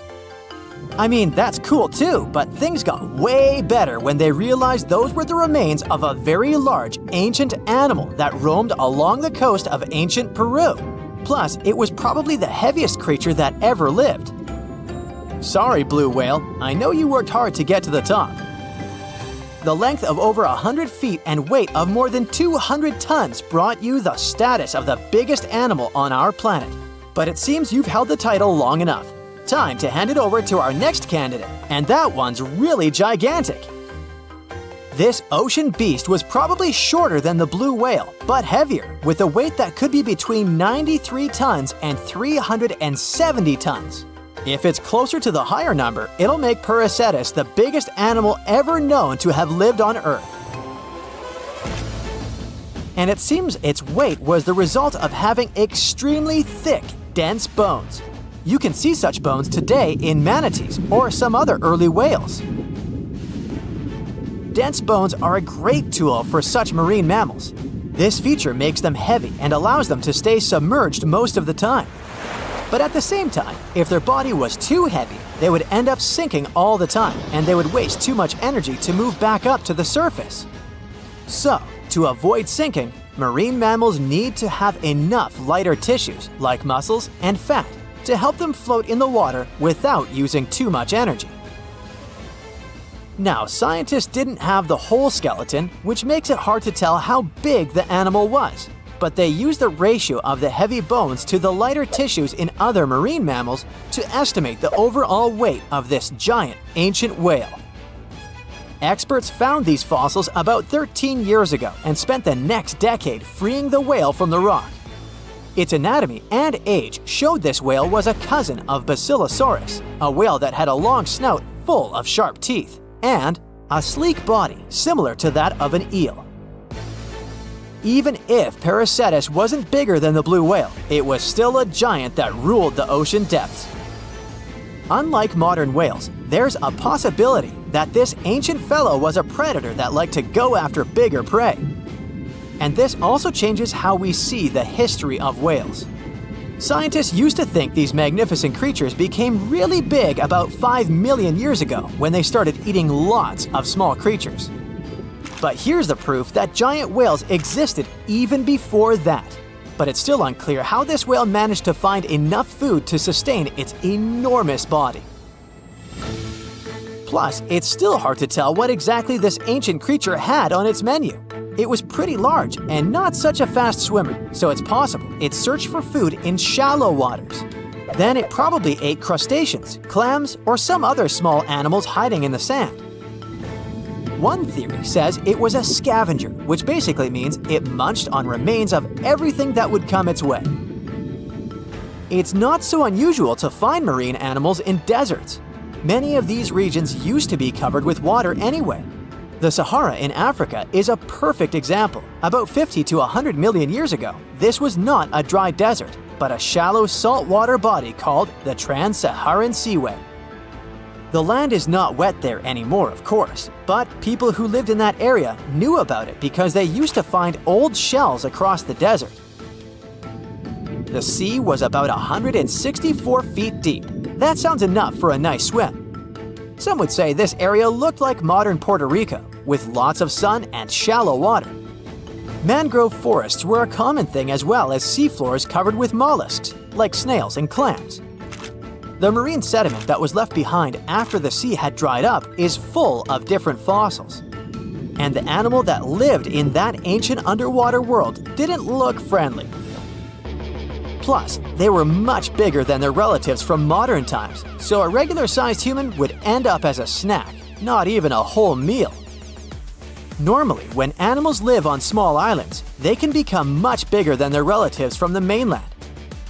This is something we call island gigantism, and it happens because there are more resources or fewer predators on islands.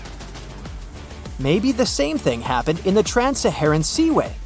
Even though it wasn't an actual island, the water moved in and out, which created little pockets of water. And specific conditions in these pockets might have helped animals grow bigger. So we're talking about giant sea snakes, catfish, and fish that no longer exist today. One had incredibly strong jaws, and the animal used them to eat hard things and even crush shells. Their teeth showed they were fierce predators other animals had every reason to be afraid of. They went through some changes when it came to diet, similar to some types of piranhas. And the competition to get to the top of the food chain wasn't a joke. Not when there were also such large predators as sharks, crocodiles, and ancient relatives of elephants. Sahara went through different phases. If you could use a time machine and take a peek at Earth's largest hot desert as it was about 6,000 years ago, you wouldn't have to struggle with sand and heat. You'd have a nice walk through a green and pretty lush place. In the past, people who lived in that area didn't leave drawings on cave walls that showed camels, sand dunes, and scorpions. All those things you'd see in today's Sahara.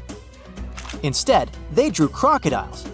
That's additional evidence that the Sahara used to have a lot of water and plants enough to support these big yet scary animals. Around 3 billion years ago, Earth might have been mostly covered with water. Today, it's about 71% of its surface, but it seems that our planet used to be a giant ocean world with no continents at all, just some scattered islands. Scientists studied special rocks in Western Australia that formed in a place deep under the ocean called a hydrothermal vent system. To explain this better, it's important to mention two common oxygen types, O16 and O18. O18 is heavier because it has extra neutrons. O16 evaporates from water more easily, and as researchers studied an old ocean floor, they found a lot of O18, more than in today's oceans. This way, they realized ancient Earth had less dry land than Earth today. Australia is a good spot to conduct these studies because a long time ago, it also used to be a beautiful place with large animals and lush rainforests. But as time went by, the land became drier and Australia had more deserts formed, such as the Great Victoria Desert. Rainforest remained only on the edges of the continent. What happens with deserts across the globe is called desertification. That's when land that used to be good for growing things turns into a desert or something similar. Our planet changes over time, together with its climate. But desertification also happens because of human activities, like mining, farming, and building cities. And when land turns into a desert, it's a problem because it can't support people and animals anymore. Food doesn't grow there. There's not enough clean water, and animals lose their homes. To help with this problem, there's a plan many countries agreed to. They decided to work with farmers to take care of the land, fix damaged areas, and manage water better. All in all, to make our planet a better place for life. Ooh, so check this out. Researchers just found some super old footprints from a family of extinct humans, like we're talking 300,000 years ago. The prints belong to a group of Homo heidelbergensis. Ooh, that's a tough one, but I nailed it. So those dudes were pretty advanced for their time. They were building homes and hunting big animals. But unfortunately, they couldn't handle climate change and disappeared about 28,000 years ago. No, they weren't sissies, trust me. The weather was really tough back then, and they couldn't just go grab a down jacket like you do. So, the University of Tübingen crew made the discovery in Germany, where they found the perfectly preserved prints in a forest by a lake. Apparently, elephants, rhinos, and other critters used to come relax by the lake, and so did this Heidelberg family. The scientists believe they were probably just a family outing rather than a group of adult hunters, since there were little kid footprints too. And depending on the season, they could munch on plants, fruits, leaves, shoots, and mushrooms around the lake. Experts even found tracks from an extinct elephant species that used to weigh up to 13 tons.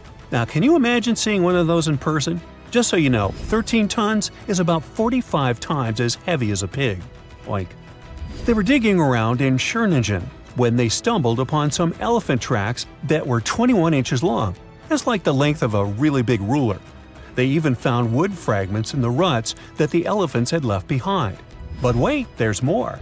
They also found a rhino print from the Pleistocene era, which is pretty wild. It's the first time they found a footprint from this particular species in Europe. Who knew rhinos had such big feet? Except those whom the rhino stepped on. Meanwhile, over in New Mexico, some British and American archaeologists found some ancient human footprints that date back 23,000 years. They used radiocarbon dating to figure out when these footprints were made, and it turns out they were stomped into the mud during the last glacial maximum. That's when ice sheets covered much of North America and sea levels were lower than they are now. Now, we've always thought that humans first made their way to North America between 13,000 and 16,000 years ago. But these footprints suggest that our ancestors were wandering around way earlier than that. Some people even think that humans might have been hanging out in North America as far back as 33,000 years ago, although not everyone is convinced. Alrighty, if there were footprints, there must have also been some shoes too, am I right? Well, researchers may not have found signature Gucci loafers, even though they've been around since 1953, but they did find a cave in Armenia full of ancient artifacts from the Copper Age. And guess what? Those artifacts included a seriously well-preserved shoe that's now the oldest footwear ever found. That footwear was made from a single piece of cowhide leather, which is pretty rare today, despite all the fancy schmancy technological upgrades we've got today. Talk about premium quality. Currently, the coolest modern-day designer shoes are trying to copy this hole-cut technique. The shoe was also rubbed with some kind of plant or vegetable oil for extra durability, and it even had shoelaces that crisscrossed through a series of holes, just like our beloved sneakers today. The shoe was about the size of a woman's US 7, so we're guessing it was tailor-made for some fancy-pants wealthy person. Can you imagine rocking these feet whips back in the day? They were possibly the talk of the town. Now, since we're talking about shoes, have you ever had that gross feeling when you step in something sticky? Especially if you're wearing a brand new pair of white sneakers? No, not what you're thinking. I'm talking about chewing gum.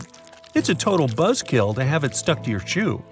A super cool British archaeology student named Sarah Pickett found a 5,000-year-old piece of Neolithic chewing gum made from birch bark tar while on a dig in Finland. It even had tooth marks in it. Who knew our ancestors were into chewing gum too? Apparently, birch bark tar has antiseptic properties, so it's believed that Neolithic peeps chewed it to help treat mouth and gum infections. So it looks like people have been spitting out gum since the beginning of time. Ah, what a tradition. Prehistoric designers had way more than just shoes to offer to prehistoric fashionistas. You're not going to find such a statement piece in the mass market, and I'm not sure about high-end boutiques either. Yep, it's supposedly the oldest purse ever found, and yep, those are dog teeth used as decorations for a handbag. According to one of the archaeologists, these teeth were all the rage back in 2500 BCE. People were putting them on everything, from clothes to jewelry. But this particular handbag was something special. It had over a dozen sets of teeth and was super fancy, which means whoever owned it was perhaps a VIP. Unfortunately, the purse itself didn't survive the test of time. All that's left are these teeth, pointing in the same direction and looking like a modern-day handbag flap. It must have been truly chic back in the day, but it's a good thing we've moved on to more humane materials for our accessories. Did you hear about the dino-sized discovery on Yorkshire's coast? Yep, sometimes scientists discover not human footprints, but dino footprints. This time, they found a record-breaking dinosaur print that could have been left by a predator taking a break 166 million years ago. Can you imagine a T-Rex lounging on the beach with a smoothie in hand? This 3-foot-long fossil, spotted in Burniston Bay near Scarborough, is the largest ever discovered in the region. The team of researchers who studied the track concluded that it was made by a giant carnivore like a megalosaurus. That's one big and hungry dino. The footprint is the largest made by a theropod, which is a group of bipedal dinosaurs that includes the infamous Tyrannosaurus rex. So, we're talking about some seriously big and scary creatures here. A paleontologist from the University of Manchester said the discovery had shed new light on the behavior of these carnivorous giants. Apparently, features of the footprint suggest that this large predator was squatting down before standing up. Maybe it was doing some yoga or taking a bathroom break. Who knows? Another archaeologist, Marie Woods, stumbled across the print while collecting shellfish on the shore. She said she couldn't believe what she was looking at. I mean, who would expect to find a giant dinosaur print while picking up some clams? It's lucky that Ms. Woods and Rob Taylor, a local fossil collector, rescued the fragile print from the shoreline. Experts warned that it was at risk of being lost to erosion or landslides. Now, plans are in motion for the footprint to go on public display at the Rotunda Museum in Scarborough. But there's some more dino-mite news. Several drought conditions in Texas have revealed ancient dinosaur footprints that are over 100 million years old. Multiple dinosaur tracks belong to the dinos were recently discovered at Dinosaur Valley State Park in northwest Texas. The droughts have caused a river running through central Texas to dry up almost entirely, which is how these prehistoric prints were finally uncovered. This guy was a real beast, measuring 15 feet and weighing in at 7 tons. It used to roam the area over 113 million years ago, according to the state park. About 60 prints from this dino have been revealed due to the drought, with an estimated 140 tracks from the dinosaur in total. But that's not all. Prints from Sauroposeidon were also discovered. This creature was a massive 66 feet long and weighed about 48 tons when fully matured. Experts believe that the Acrocanthosaurus preyed on Sauroposeidon, which explains why their prints were found together. There's a weird thing though. Sauroposeidon was bigger than Acrocanthosaurus. Can any professors please explain to me why the smaller dude would munch on the bigger one? The South Pole is more than penguins and endless snow. There's a hidden ghost world within it. Look, it's right here on the globe. Don't confuse Antarctica with the Arctic, which is at the top of our maps. much smaller in size, and let's face it, way less mysterious. The ice sheet covering Antarctica is about 1 to 3 miles thick, which is up to 16 Eiffel Towers stacked on each other. This massive blanket hides the true features and contours of Antarctica's land. We still don't know much about this mysterious continent, and it is ice and snow that are to blame. We still don't even know the true shape and size of this continent. Mapping Antarctica without some huge shovels is an incredibly hard task.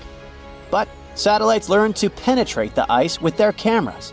And now we know there's actually an enormous, dramatic ancient landscape beneath the snow. The ghost of the past. About 90 million years ago, Antarctica was a much warmer place. It was actually a lush rainforest with tons of plants and probably teeming with life. It even had rivers flowing through it. Then the ice came. This happened about 34 million years ago, during the transition from the Eocene to the Oligocene, when our planet cooled significantly. It was the beginning of one of our several ice ages. The land remained, but now was hidden under ice and snow that got thicker and thicker. To a regular eye, Antarctica turned into a white desert, vast, flat, and featureless. Time went on.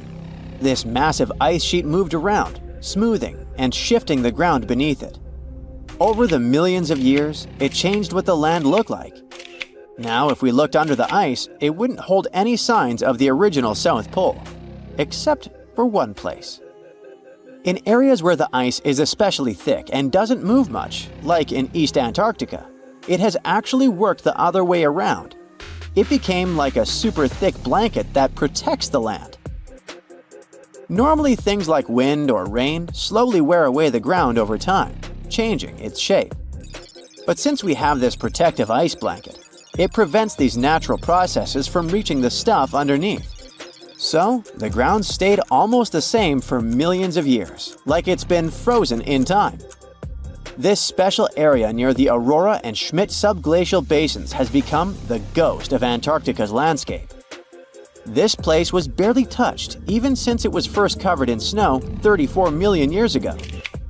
This is a historical footprint, a place that can tell us what Antarctica's ground looked like before it became a freezing nightmare. As scientists peered under East Antarctica, they saw an amazing ghost.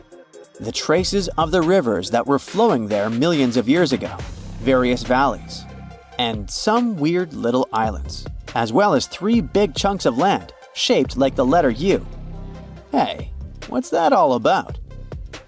You see, the continents on our planet are moving constantly, sliding along the red-hot lava mantle like cereal on milk.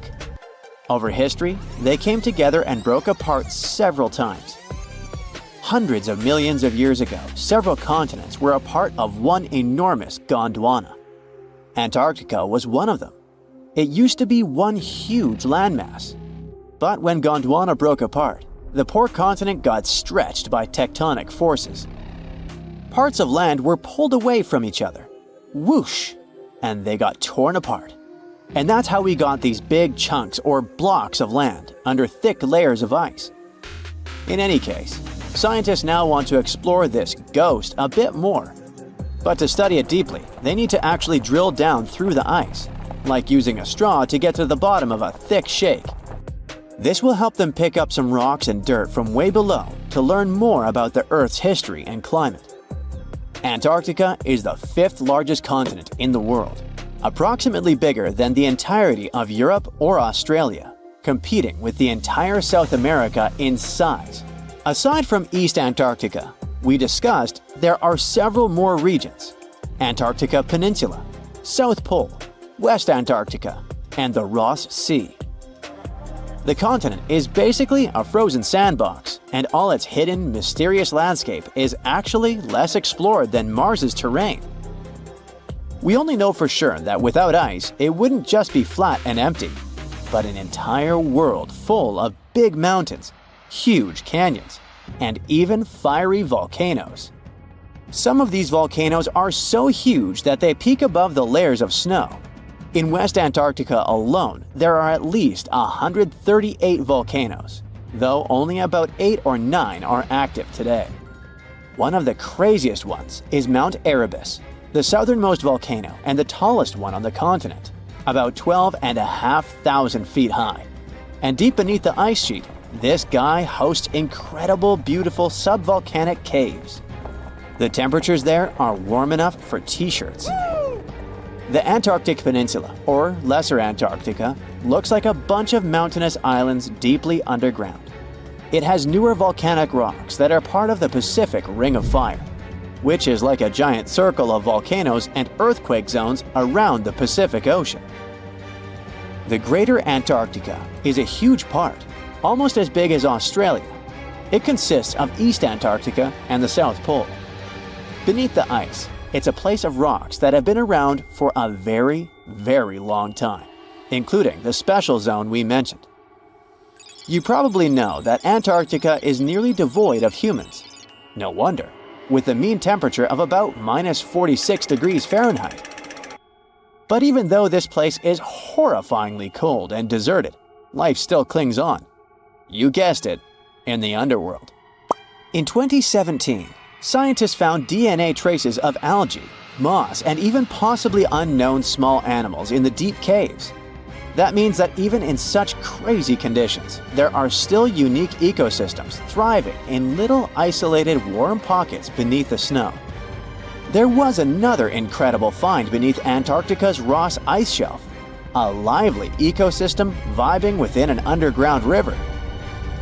Scientists have long suspected that Antarctica's underworld should have some freshwater lakes and rivers. One day, a satellite spotted a groove there. They decided to explore it and used a hot water drill to melt their way through the ice. As they reached the underworld, they dropped a camera into one of those hidden fresh rivers. And at first, they thought they'd find just some rocks or something. But instead, they stumbled upon hundreds of amphipods, tiny shrimp-like creatures. Little ones instantly swarmed around the lens. Shrimps blocked the camera and scientists couldn't check out what they wanted to. Pretty funny, but at least that means that there really is an important ecosystem deep within Antarctica. Now, they're gonna explore it. And all this is just the beginning of the mysterious underworld. Antarctica's snow also hides the deepest canyon on Earth under the Denman Glacier. Well, Mariana Trench is still the deepest point on Earth, but it's a part of the oceanic crust, geologically speaking. Also, in 1958, explorers found a huge mountain range under the ice, as big and tall as the famous Alps Mountains. The range stretched for about 745 miles with peaks as high as 1.7 miles. And all this magnificence is buried under tons of ice. Who knows what else we might find there? Antarctica holds about 60% of our entire planet's freshwater, which means it would be pretty bad if it melted. For example, there's this Doomsday Glacier, officially known as Thwaites Glacier. It's a huge ice formation, about the size of Florida, and it's melting right now. Every year, the sea levels rise by 4% because of it. If this guy melts away completely, the sea levels all around the world will increase by 2 feet, which might not sound like a lot, but it would be catastrophic for coastal areas. Luckily, researchers have found that even if its ice shelf were to collapse in the next 50 years, the glacier itself wouldn't retreat as quickly as they feared. It's still losing ice rapidly, but it would be quite a slow process. In 1850, French scientist Auguste Mariette went to Egypt looking for manuscripts, but accidentally found a head of a sphinx sticking out of the dunes. He cleared the sand and figured out the sphinx was guiding the entrance to some underground construction. Several months later, he finally entered the Serapeum of Saqqara. Inside, he found an enormous granite sarcophagi with remnants of 64 bulls. Scientists are still amazed by the tech that the ancient Egyptians used to transport those enormous boxes. The Serapeum was built around the year 3000 before the Common Era. It was an underground tomb built to honor the sacred Apis bulls of ancient Egypt. It had a long hallway, almost 500 feet long, with giant stone rooms on both sides. Some of the sarcophagi weighed as much as 50 average cars. and all of them were made with super precision, with exact 90-degree angles. These sarcophagi were beautifully decorated with hieroglyphs and carvings that told stories about the lives and importance of the Apis bulls. Now, there are 24 sarcophagi left. In ancient Egypt, Apis bulls were very special animals connected to the deity Ptah. They thought the bulls carried Ptah's spirit and wisdom, helped the pharaoh, and protected the Egyptians. Priests looked for special markings on young bulls to find Apis bulls. It could be a white triangle on its forehead, which symbolized divine light, a shape on its back like a vulture's wing, and a scarab shape under its tongue, which stood for rebirth. If a bull had these signs, they believed it was chosen by Ptah and treated it like royalty. The chosen bulls lived in a special temple in Memphis, the city where they worshipped Ptah. They received the best care and offerings from visitors who wanted their blessings. When an Apis bull passed away, it was treated with great honor and mummified. When Mariette entered the Serapeum, he noticed traces of rollers on the gallery's floor and found 2 wooden horizontal winches. Each had 8 levers. Later, other explorers saw double rails. The burial chambers were lower than the hallway floor. To get the boxes into place, workers filled the chambers with sand so the sarcophagi could be rolled in straight. Then they slowly removed the sand to gently lower the boxes into perfectly cut spaces in the bedrock. A carved stone sign found in the Serapeum said it took 28 days to move just one sarcophagus and its lid into its spot during the time of Ptolemy II. The extreme precision of the sarcophagi with 90-degree angles also has an explanation. Ancient Egyptians wrote texts, or rather, papyrus, on geometry a long time ago. It shows that they knew the approximate number pi and could calculate the volume of a pyramid with its top cut off. If they could figure out complicated math like that back then, it makes sense that they could also carve perfectly flat surfaces 500 years later. All this sounds pretty legit, but some people think certain things don't add up here. The size of boxes is way larger than the size of bulls, yet they buried pharaohs in tiny coffins that barely fit their bodies. The sarcophagi are made out of granite with crazy precision, and they could have just used limestone, which would have made things way easier. The transportation of the boxes seems pretty simple, but only in theory. If one person could pull about 440 pounds, then at least 250 people would be needed to pull just one box. The tunnels in the Serapeum are really narrow, only about 2 feet wider than the boxes themselves. There's no way hundreds of people could have squeezed into those tight spaces to pull the boxes. And even if they did, how would they turn the box in the cramped corridor, lower it into its niche, and place it perfectly in the middle? Somehow, they did this 24 times, and every box is centered perfectly. Plus, the chambers were dusty, and there were no signs of soot from lamps. This means they must have worked in almost complete darkness. The real use of the boxes could also be different. A long time ago, even before the Egyptian pharaohs ruled, the local people already knew how to use fermentation. It happens when tiny organisms called yeast eat certain ingredients like starch and turn them into gas and ethanol. So someone in ancient Egypt probably put food like barley, bread, and even meat inside a giant stone box, then closed it tight with a heavy lid. These stone boxes, carved from granite, were so precisely made that they were almost completely sealed, so nothing could escape from it. As the yeast inside the box started working, it created more and more CO2 gas. It built up pressure inside the box. The granite boxes were incredibly strong. They could handle more pressure than a car tire can hold. When granite was squeezed under such pressure, its crystals produced a tiny electric charge. This effect was possible because granite contains quartz, a material that reacts to pressure this way. The process also needed meat or animal parts, possibly to help the yeast grow better. Meat contains something called oleic acid, which yeast needs to keep growing and to survive the bad effects of the ethanol it produces. As the pressure inside the box kept growing, the combination of gases and electricity made these boxes not just ancient fridges, but powerful energy systems. Over time, the pressure inside got so strong that it could push the lid open and the gas would escape with a pop. But when people rediscovered the Serapeum in 1850, they found old drawings that showed piles of stones stacked on top of some of the box lids. So, someone long ago probably tried to make the lids even heavier by adding extra weight to make it harder for the gas pressure to push them open. This extra weight also meant the quartz crystals in the granite could keep creating more electricity under all that pressure. If someone opened one of these stone boxes thousands of years later, they would only find bones from bulls that were placed in the box. And that's exactly what Mariette discovered in the 1850s. They opened the Serapeum for visitors soon after the first excavations in the second half of the 19th century. Prince of Wales even had a luncheon with his guests in one of the sarcophagi. Sands and earthquakes made the site inaccessible for a while, but now you can visit it again and try to solve the mystery yourself. With new tech, we could have answers to many other historical mysteries soon. A team of scientists at Chicago's Field Museum of Natural History recently used a special CT scanner to learn more about ancient Egyptian mummies without unwrapping them.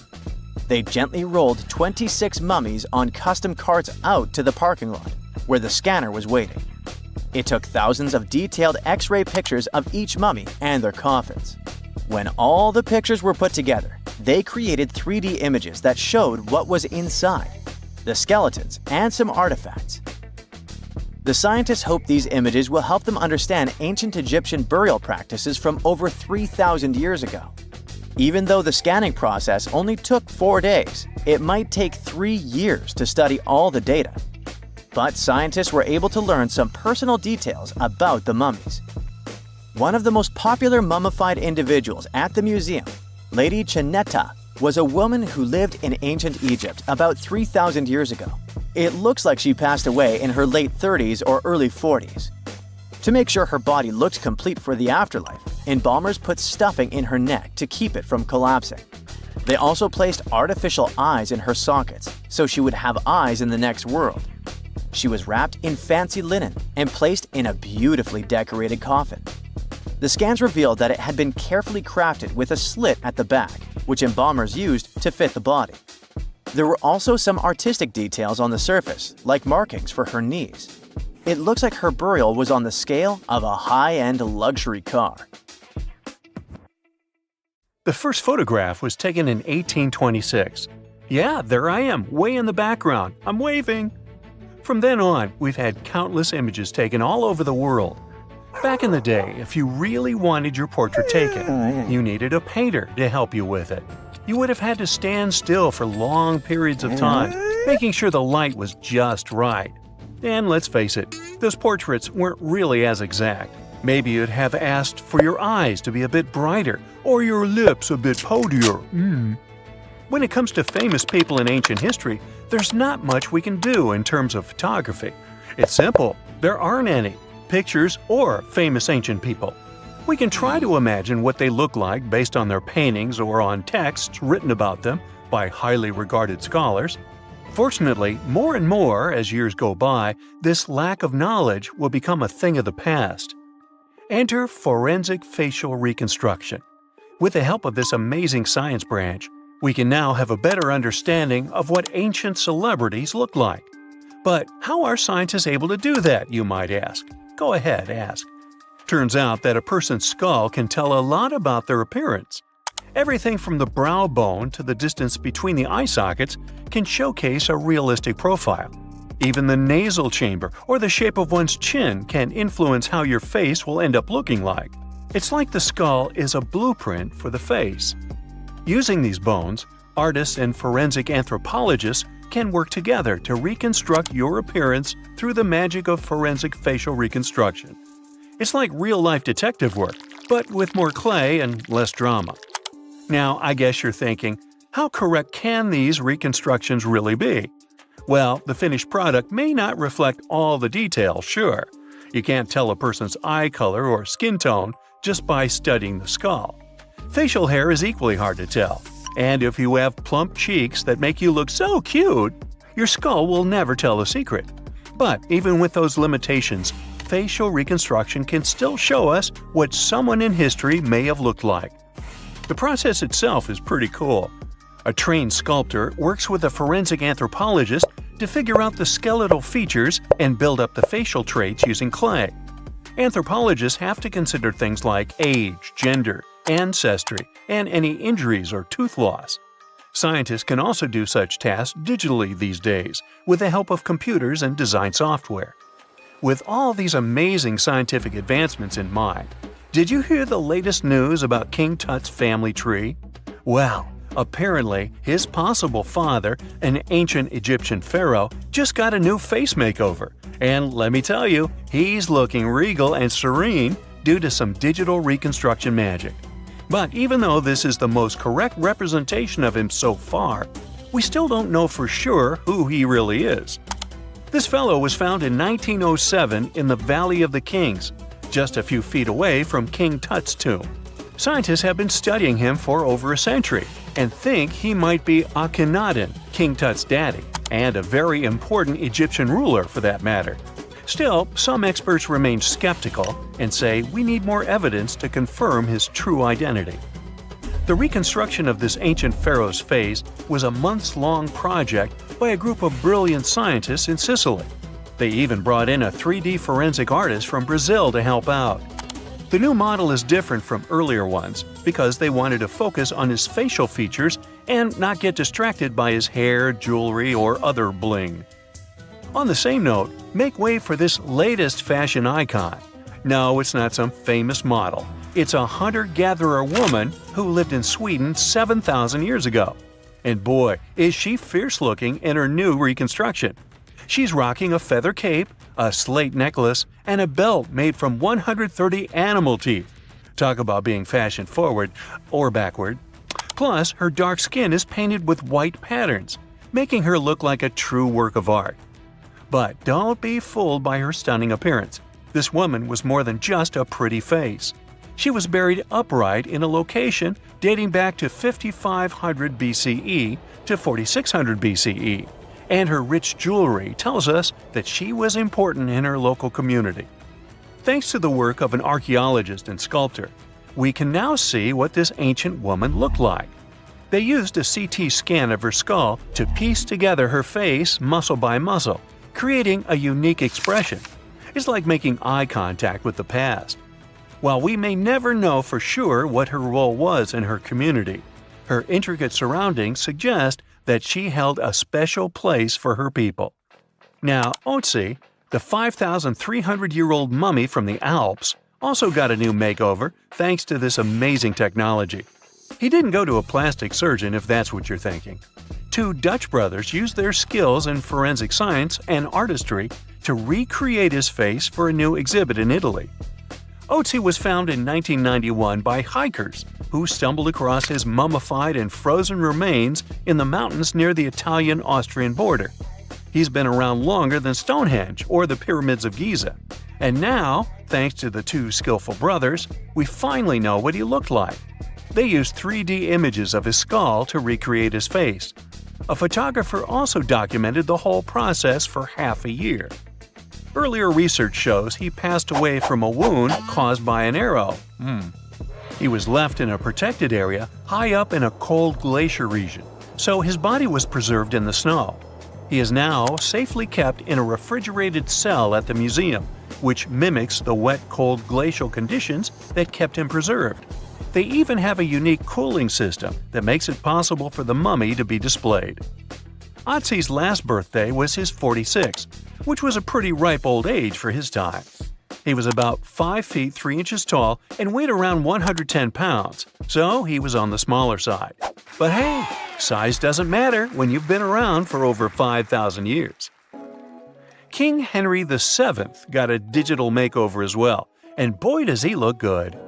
A graphic artist used a mask of Henry VII's dating from 1509 to create an impressive and realistic reconstruction. Why a mask, you might wonder? Well, before photography, people used wax masks to preserve someone's likeness more accurately than paintings or illustrations. And let me tell you, the restoration of this Henry was a game changer. Henry VII was the King of England from 1485 to 1509. A depiction of him, which can be found at Westminster Abbey, was already lifelike, but the new digital reconstruction takes it a step further. It took the team behind it about 2 months to complete, using a combination of software, custom algorithms, and really tedious image adjustments that were done manually.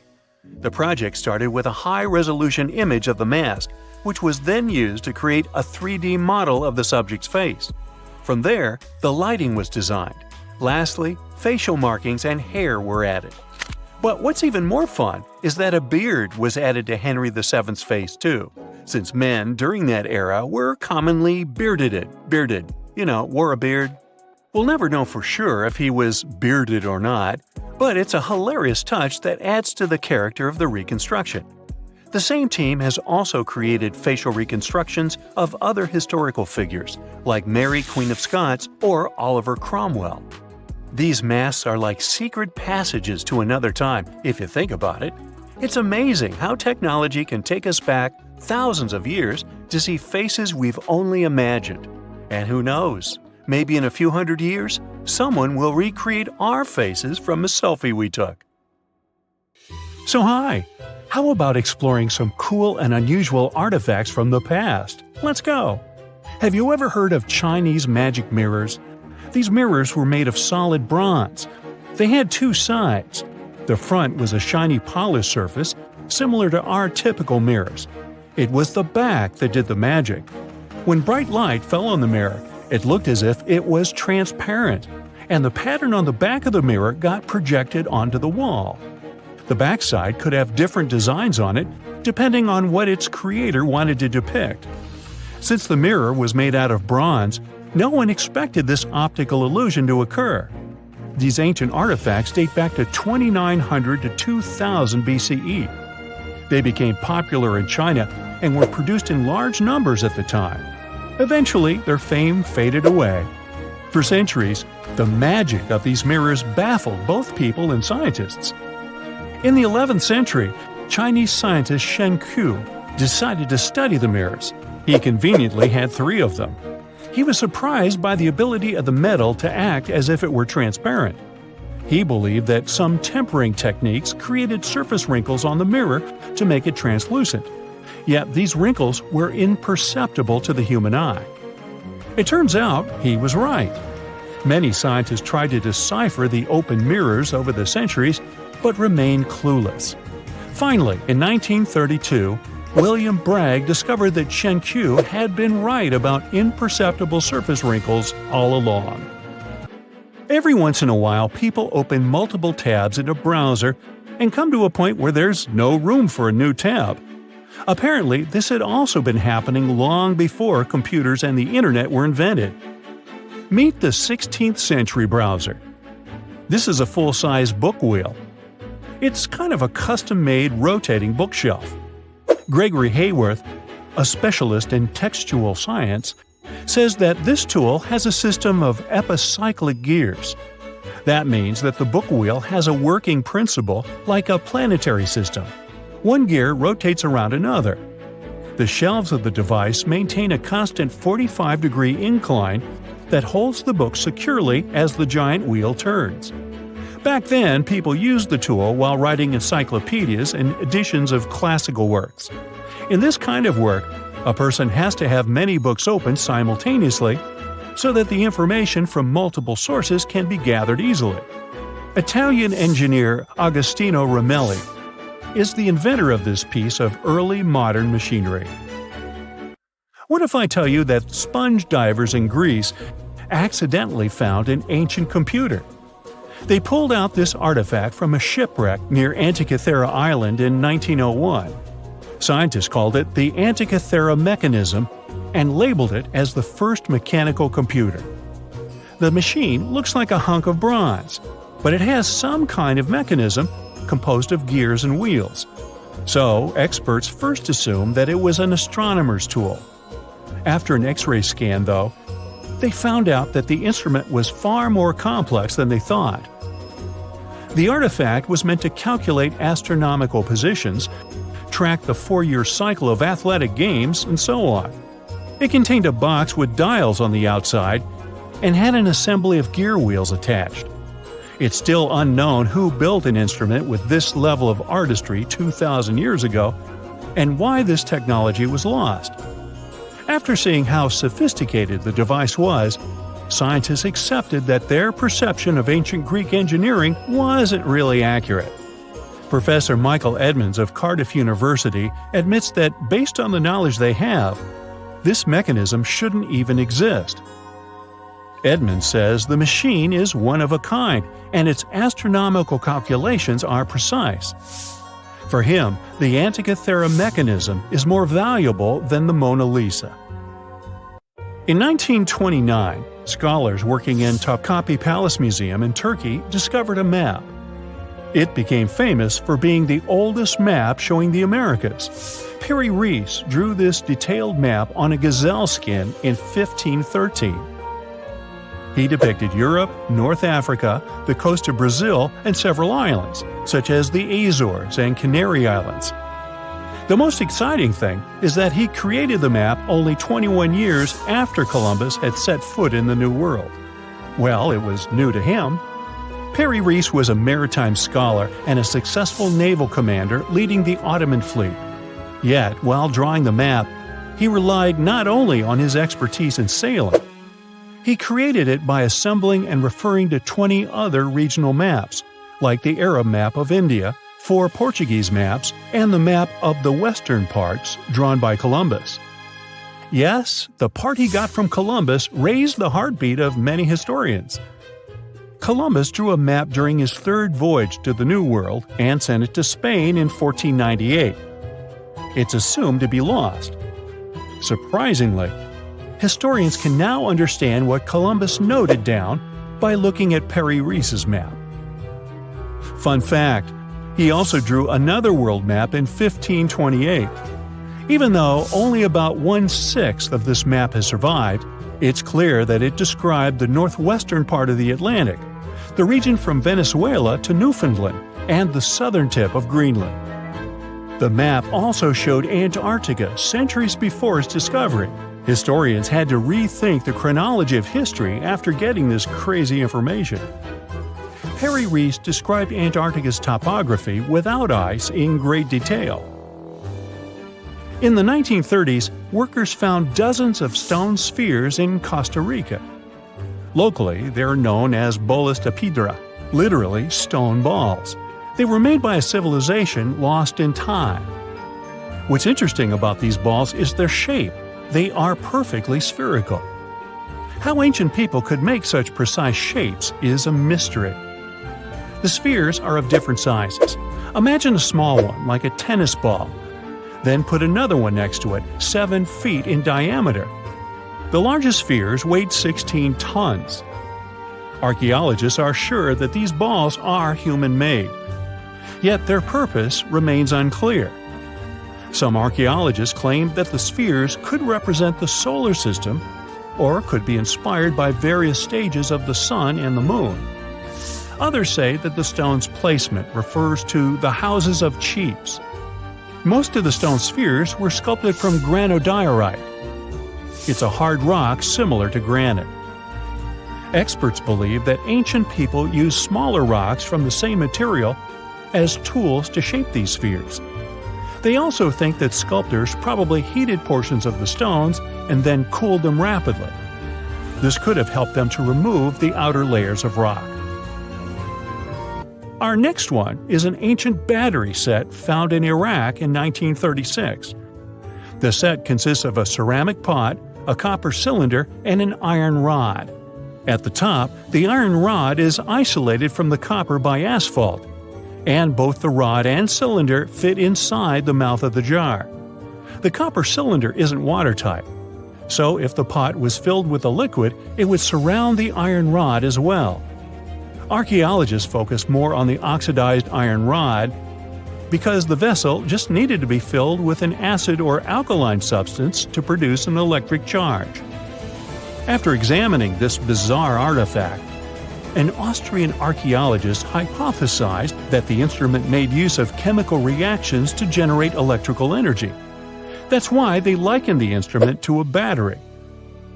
An ancient civilization might have used it for some kind of electrotherapy. Yet there isn't any electroplated object known from this period. So Koenig's hypothesis was rejected by many archaeologists, but nobody has proven him wrong either. The origin and purpose of the vessel remain unclear to this day. So, want to see the world's oldest art studio? In 2011, archaeologists found 100,000-year-old shells in a South African cave. Those shells were used for paint making. A coating of bright red powder on the inside of a pair of shells is the proof. Archaeologists say they found a complete kit used to produce a pigmented mixture. Now, in a different part of the cave, several paintings were displayed with little price tags on them intended for sale. Nah, just kidding. Although that big one over there would look good over my couch. There are many miles of undiscovered areas beneath the crust we can't even come close to. Scientists found what appears to be underground mountains buried inside the mantle. Our planet is divided into 3 layers: the crust, the mantle, and the core. The crust is where 8 billion people, trillions of trees, and millions of animals live and thrive. There are also different types of crust in the land and the ocean. The oceanic crust contains unique rocks and is denser than the land crust. We all see how the Earth is divided and color-coded to show the crust, mantle, and core in textbooks. But there are also special layers in between that not everyone talks about. The mantle is divided into the upper and lower part, which is the transition zone. Since the mantle acts as the geological recycling center, the plate tectonics don't only move side to side, but up and down. It's actually why all the volcanoes appeared. The magma spews out to the surface or even underwater, and then sinks back down and repeats. The transitions go down 250 miles and then 410 miles. And in this bottom layer, scientists keep discovering the hidden landscapes. The mountains in the mantle are more rugged and much larger than the ones on the crust. Scientists found a mountain range with peaks higher than Mount Everest. Some of them are as high as 600 miles. When the continents were still landlocked together, there may have been some hidden lands now underwater. Theories suggest that Iceland used to be part of a larger microcontinent, Icelandia, which connected present-day Iceland with Greenland and Scandinavia. The idea digs even deeper to a greater Icelandia, which includes Britain. But after the split, these bigger lands sunk with everything in it. There are also theories about New Zealand being part of Zealandia, a hidden microcontinent within the same region. So it could be that these mountains used to be part of old Earth that are underground over the billions of years of natural occurrences. But still, it isn't very likely. One theory is that these underground mountain ranges could be leftover slabs of rock that descended from the surface to the transition zone from the moving of the tectonic plates. As they sink, the large pieces break down into smaller ones, and as they compile over the millions of years, they form what appears to be underground mountains. Since the mantle is the geologic recycling zone, it's likely that the rocks down there used to be part of the surface. They weren't large pieces of land that got hidden, just like dogs hide bones in the garden, but it takes way more time to hide mountains. Some parts of the mantle appear to be smooth, while others aren't so much. The parts that have a cluster of rocks could contain hidden elements in the underground mountains.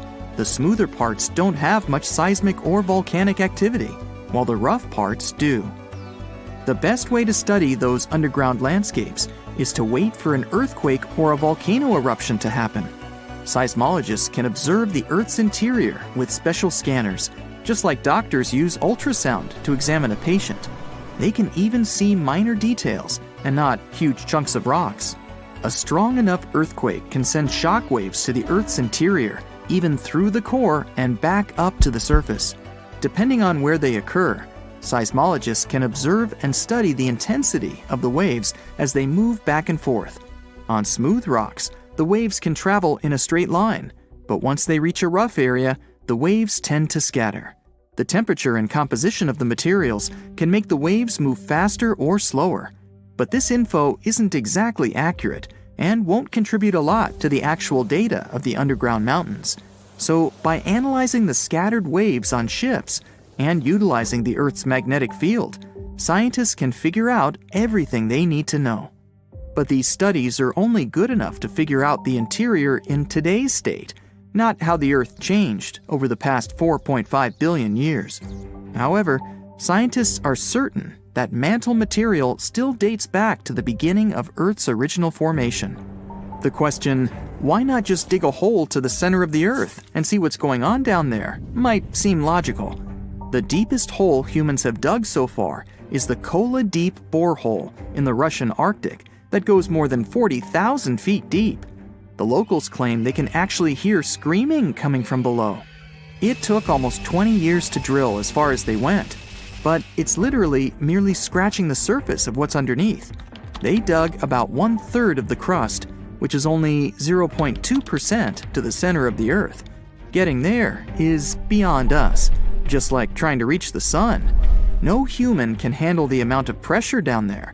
Going down the Mariana Trench, the Earth's deepest point, requires special gear to withstand all the immense pressure. It'll cost a fortune to build that tech to get us to the center of our planet. Evidence of diamonds buried deep in Brazil shows that everything we do on the crust's surface can affect things miles below, even towards the mantle. Scientists dug up 6 diamonds that could hold tiny mineral grains. As they're called in the mineral world, these inclusions have a chemistry composition where they originated deep in the Earth. Typical diamonds are formed at depths less than 125 miles in the upper mantle, where it's extremely hot. The high pressure and boiling temperature down crystallizes carbon and creates diamonds. But humans can't dig all the way down there. They mine them by detecting where a deep volcanic eruption happened that expelled these diamonds to the surface. These eruptions occurred millions of years ago, when dinosaurs used to rule the Earth. They shot out the diamonds that were in the mantle and are now embedded within the cooled down volcanic material. That's where people mine them. But these special diamonds found in Brazil originated from a much deeper point than usual, which can further help scientists study the depths of the Earth. They can extract these inclusions and analyze them in a lab to tell where exactly these minerals come from. In the lab, scientists study inclusions, each just 15 to 40 microns wide, less than a quarter width of a human hair.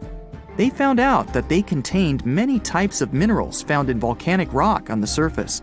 The carbon composition of the magma from the surface is much different than the ones deep in the Earth. What's crazy is that these diamonds with special inclusions can only be found 435 miles in the lower mantle. With only a few samples of them found, we don't know what else lies beneath us. It's possible that those mountain ranges underground, taller than Mount Everest, can have traces of diamonds all around, which would prompt excavators to dig them up and saturate the market with them. These diamonds are less flawed than the usual ones and might even come in many sizes. It's possible to see diamonds as large as a car or as small as a grain of rice. There might even be new diamonds with different chemical compositions than the ones we find near the surface. The largest diamond in the world is the Cullinan, which can fit in the palm of your hand. It weighs around 1.3 pounds and is 3,100 carats. It was found in 1905 in South Africa. For anything to exist on Earth, you need carbon. In a nutshell, the carbon cycle is when plants and algae release carbon dioxide into the atmosphere or dissolved in water through photosynthesis. It's converted into carbohydrates and stored as fat.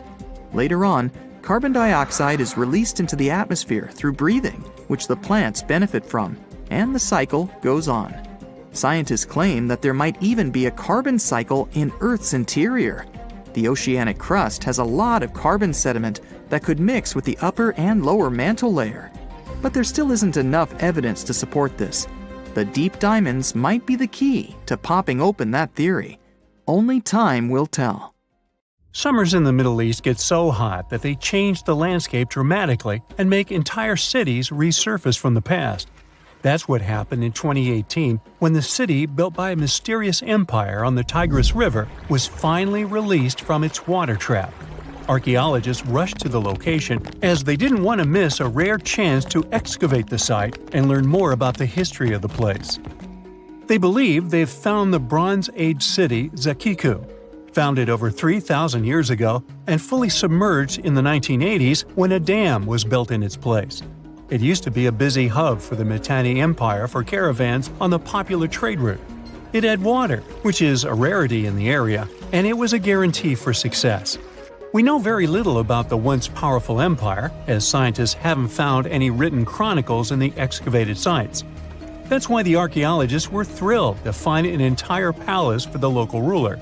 Several years later, when the area became free from the water again, they found some fortifications to protect the city from foes. The highlight of their expedition was finding a huge public storehouse for trade goods and harvests, piles of wheat and barley, and imported metal and wood. Bread was the staple food for the locals, and they also loved big pots of vegetable soups and stews for lunch. Each household kept sheep, goats, cows, and pigs, so they had a steady source of milk and meat for special occasions. All the constructions found so far were built from bricks molded from mud. The walls that were underwater for over 40 years are so well preserved as if they went down yesterday. The royal palace stands out as it's larger than the other constructions, has thicker walls, and even pavements made of baked mud bricks that were sealed to be waterproof. The local king must have been in good relations with the emperor of the larger empire, of which Akiku was dependent. Traders who lived in the city collected wooden beams and took them to storehouses. The beams arrived down the Tigris River from the forests in the mountains in the north and east of Mesopotamia. Merchants came here to sell their goods and then crossed the Tigris on their way to the borderlands. Zakiku was thriving as a center of commerce for about 6 centuries until it was hit by a massive earthquake in 1350. Archaeologists found 5 ceramic vessels holding over 100 clay tablets made close after the earthquake. It's almost a miracle that small tablets of unfired clay managed to survive underwater for decades. People who created those must have carved notes on clay while it was still wet. They wrote about anything, from newly stored harvests to notes for other kingdoms. Then they would let the message dry in the sun. Scribes even had to learn a different language so that everyone outside the city could read it. Scientists believe the tablets they found used to be part of a private archive. They hoped to decipher the notes to learn more about the history of Zakiku and the whole empire after the terrible earthquake. The damage to the buildings was so enormous that it was impossible to restore Zakiku to its former glory, and if there had been any survivors, they must have left the city. Several decades later, the Assyrians, who also lived in Mesopotamia, settled here. They built their houses on the ruins of the abandoned city and used whatever structures they could find from the previous residents as outer walls. But they stayed here only for 50 years, then decided to build a new capital on more fertile soil to make some good cash from agriculture. Archaeologists working in Zakiku had to halt excavations when the water levels went back up and covered the city. They sealed the ruins in tight-fitting plastic sheets and put stones and gravel on top. They hope it will help protect the priceless site from water erosion and prevent it from disappearing again. They realize how important water from the dam is for the region, but if it recedes again, they say they'll definitely continue the excavations. There was a bustling community in today's Taklamakan Desert in China around 1,600 years ago. It lived along the Nile River, which ran through the desert for miles and got its water from the melting snow in the mountains. After 3 years of work in the area, archaeologists and scientists managed to dig up 8 tombs in the desert. Thanks to the desert heat, the clothes and artifacts inside them were almost as good as new. The people who wore those must have lived in the ancient city of Naya. Naya used to be part of a prosperous kingdom at the heart of the Silk Road trading route and had a population of over 3,000 people. Then, desert sands went rogue and swallowed the city whole. Archaeologists only found the ruins of Nija in the early 20th century. Scientists from different countries have tried to solve its mysteries. It looks like the tombs discovered at the end of the 20th century belonged to the wealthy. There were some expensive items inside: a quiver and bow, metal arrowheads, gold earrings, and a glass bead necklace, a lacquer box with a comb, makeup, and a sewing kit in one of the tombs. There was also some silk of top quality, and even the bright colors like green and yellow haven't faded on it.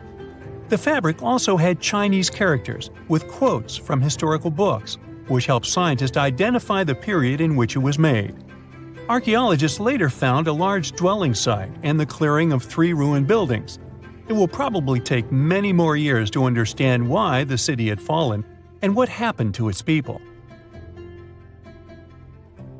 Saudi and French archaeologists teamed up near Riyadh, the Saudi Arabian capital, and stumbled upon an ancient settlement dating back 8,000 years. The scientists used all sorts of cool tech, like laser scanning, drones, and aerial photography, to unearth this Neolithic-era gem. They found the settlement in a local archaeological hotspot.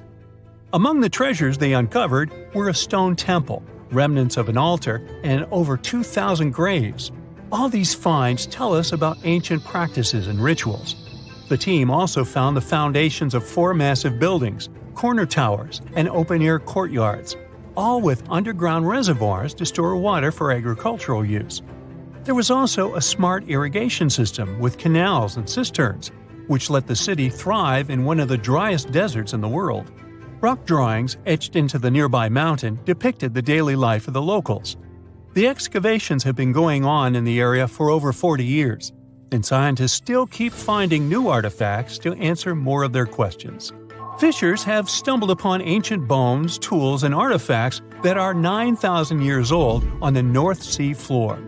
British and Dutch archaeologists and paleontologists rushed to see the finds as they were hoping it could be evidence of the submerged Doggerland. And they weren't disappointed. There were even perfect sets of footprints left by Mesolithic people who lived here. 12,000 years ago, during the last major ice age, the British Isles weren't islands at all. There was a landmass made of many hills, marshlands, and dense forests that connected them to the European continent. That landmass was Doggerland, where a prehistoric hunter-gatherer society lived and thrived. But then, the sea level started going up at the speed of 3 to 6 feet a century as glaciers were slowly but surely melting. The locals had to move to areas that today belong to England and the Netherlands. Experts decided to learn more about the history of Doggerland, using data from oil companies working in the North Sea. So far, they've created digital models of what the area of 18,000 square miles might have looked like before it vanished beneath the waves. They still need to analyze samples of ancient insects and plants and the DNA of animals to get a full picture. It's 1898, and you're taking part in excavations in Sahara. This place, not far away from Cairo, is full of ancient tombs and pyramids. You're in your Indiana Jones mood and hope to find something really phenomenal to become famous. Gold, manuscripts, treasure maps, mummies of famous pharaohs. Wait, a wooden bird? You're really disappointed as it looks like a regular toy. An old one, but still. Little do you know that years later, someone would propose that your bird was actually an ancient monoplane. So the artifact, nicknamed the Sahara bird, is made of a sycamore tree. The birdie has a wingspan of just 7 inches and weighs around 40 grams. A perfect original souvenir from Egypt, I would say. It's over 2,000 years old and looks pretty plain, without any carvings of feathers or other intricate ornaments. It has a beak and eyes though, which makes our find look like a hawk, the emblem of the deity Horus. Its tail is rather unusual as it's squared, looks weirdly upright, and it seems like the sunken part of it was the place for a now missing piece. Humans love solving a good mystery, so there have been several attempts to explain the use of the birdie. First, quite simply, is that it was a ceremonial object. The second idea is that it was a toy for a child from some well-off family. It could have been some sort of boomerang, which was a popular concept in ancient Egypt. Then there was a theory that the bird had been used as a weather vane. But this one has been debunked as the figure doesn't have any holes or markings. except for the one made at the museum in Cairo to fix the exhibit on a stick. So there was no way to hang it in the past. Almost a century after the bird was found, Egyptologist Dr. Khalil Masiha proposed a new theory that it could have been a model of a monoplane. He believed the bird was missing a horizontal tailplane. Otherwise, it had its wings set at a right angle, similar to that of modern planes. It could have worked to generate the aerodynamic lift necessary for flights. Dr. Masiha also claimed that it was common at that time to place miniature models of technological inventions in tombs. So, did the ancient Egyptians really invent the plane in 200 BCE?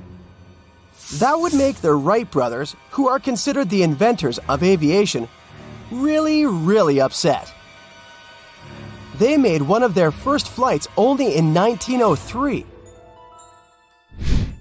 There's just one way to know for sure, and that is to test the model.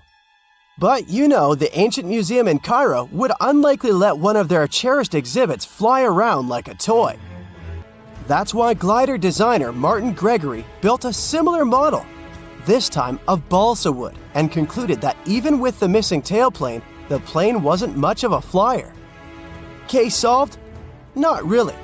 This didn't sound convincing enough to the History Channel, so they invited an aerodynamics expert to build another replica of the bird. He tested it in weather conditions similar to those in Egypt and was impressed with the little plane's abilities. So, if they did invent the prototype of a plane back in the times of pharaohs, it would be a good example of an oupart. That's an out-of-place artifact, an object that's way ahead of its time in terms of technology or history. And the Saqqara bird isn't the only example of such a revolutionary concept. In 1901, a group of divers retrieved the Antikythera mechanism from an underwater shipwreck near the Greek island of Antikythera. It's been dubbed the world's first analog computer, and it's currently dated around 100 BCE. The bronze mechanism could tell the position of the sun, moon, planets, and stars, as well as the lunar phase, the dates of upcoming solar eclipses, and even the speed at which the moon moves through the sky. No one's sure who used it and how or where it was made. But it's obvious that it's extremely precise and way too advanced for its time. The first flushing toilets in the world were invented in the middle of the 20th century. Just kidding. The ancient Minoans on the Mediterranean island of Crete and the Indus Valley civilization both came up with this brilliant invention at the same time, around 4,000 years ago. The plumbing and sanitation were so well done that no one managed to design anything better until 2,000 years later. One ancient Minoan lavatory was discovered at the Palace of Knossos. It looks like it had a wooden seat set over a tunnel that directed water from a rooftop reservoir to an underground sewer. Other varieties got water from jugs. Only the super rich people could afford all this glory. So if you wanted to shop for real estate back then, the flushing toilet would be a telltale sign you were in the rich neighborhood. Automated doors became a cool, seemingly new invention back in 1931. But the technology behind them is actually much older. Think the 1st century CE old. Mathematician and engineer Heron of Alexandria came up with a hydraulic system to open and close temple doors. To bring it into action, you need to light a fire to produce heat. There was a brass pot under the fire, half filled with water. The inventor connected the brass pot to containers that acted as weights. When the fire was burning, the water moved into the containers. They went down and pulled the ropes. It was nothing like a supermarket door that opens in front of you before you even have time to think. Heron's door took hours to open, and there was no way to stop the process. That's why they only opened the doors once a day before people entered the temple, to add some mysticism at the temple during ceremonies. Spooky. Looks like the first ever battery was invented in Baghdad around 2,000 years ago. a German archaeologist found this oval-shaped clay jar in 1938. Scientists are still not sure what purpose it served and who exactly invented it. There is a theory that it was used for electroplating objects with precious metals. When they filled it with a weak acid like vinegar, the battery produced around 1 volt of electricity. Another theory says it was a vessel for sacred scrolls. Would you like to buy contact lenses designed by Leonardo da Vinci himself? In 1508, he invented a glass lens with a funnel on one side. You were supposed to wear it with water inside to improve your vision. Sounds a bit uncomfortable, doesn't it?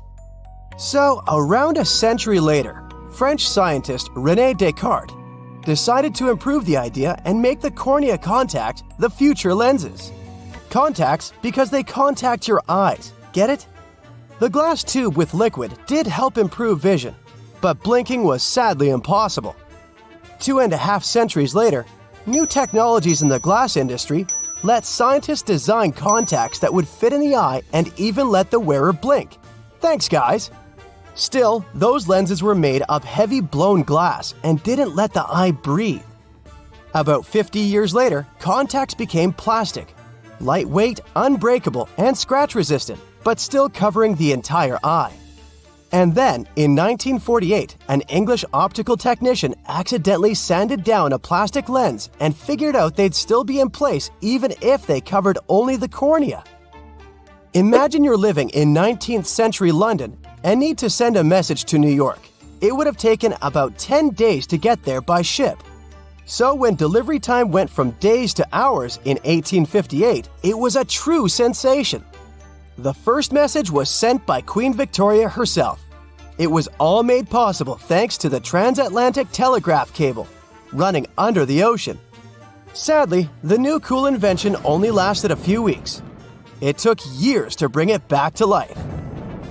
Egyptian archaeologists made an extraordinary discovery near Cairo just recently. Drumroll, please. The most ancient and most complete mummy yet discovered in the country. Yes, they were keeping it under wraps. The 4,300-year-old mummy was found in a group of tombs close to the step pyramid of Djoser, dating back to the Egyptian Old Kingdom. It was covered in layers of gold. The team also found several other tombs, including one belonging to an ancient Egyptian official and another belonging to a secret keeper who had the power to perform special ceremonies. Another interesting tomb was that of a writer, which featured the largest statues ever found in the area. This vast burial site is also home to more than a dozen pyramids and resting grounds. Probably one of the most famous mummies in the world is that of Hatshepsut. She ruled Egypt like a boss for around 20 years, building all sorts of impressive buildings and creating new trade routes. But when archaeologist Howard Carter found her tomb in the Valley of the Kings, her sarcophagus was empty. However, Carter did find 2 coffins in another tomb, one of which belonged to Hatshepsut's wet nurse and the other to an unknown woman. In 2006, a team of specialists decided to investigate whether that mysterious lady was the queen herself. They found a molar tooth in a wooden box with Hatshepsut's name on it, and when they compared it to a gap in the mummy's mouth, it was a perfect match.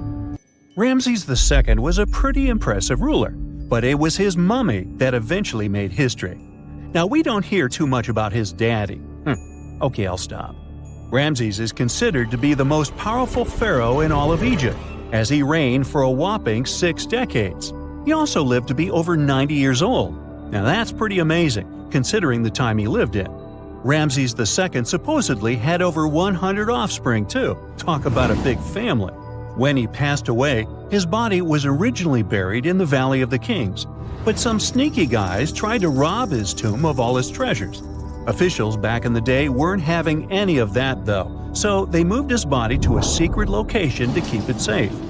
Fast forward to the 1800s, and Ramses II's mummy was discovered along with a bunch of other rulers and important officials. But it wasn't in the best condition, so archaeologists flew it to Paris to get it, pampered. Problem was, he couldn't just be transported into another country. The only solution available was to give Ramses II his own passport. His occupation was listed as king, and the document even featured his photo. You know, most mummies aren't necessarily known for having the most hydrated skin. But that of an ancient woman, also known as Lady Di, proves otherwise. No, not that Lady Di. This wealthy lady from ancient times was discovered in an ornate tomb in 1971, and she looked fabulous, if we can say so about a mummy. Thanks to the special conditions in her tomb, like the moisture in the environment and the lack of oxygen, her body was almost perfectly preserved. Her skin was soft, her hair was on point, and she was still flexible. The museum that now proudly displays her mummy also shows a ton of fancy items that were buried with her, like dinnerware and musical instruments. Archaeologists investigated the mummy further and discovered that she passed away from a heart attack at around 50 years old. Even though it hasn't been around for over 2,000 years, Lady Di is still making history. The mummy of Oetzi the Iceman was discovered in the Alps in 1991. Austrian authorities initially thought he was a modern mountaineer because he was so well preserved. Turns out, he was actually from the Copper Age. He was found in a mountain pass over 10,000 feet above sea level. Through studying his mummy, we've learned so much about life in Copper Age Europe. For example, we know that he was a native of Central Europe and enjoyed eating meat.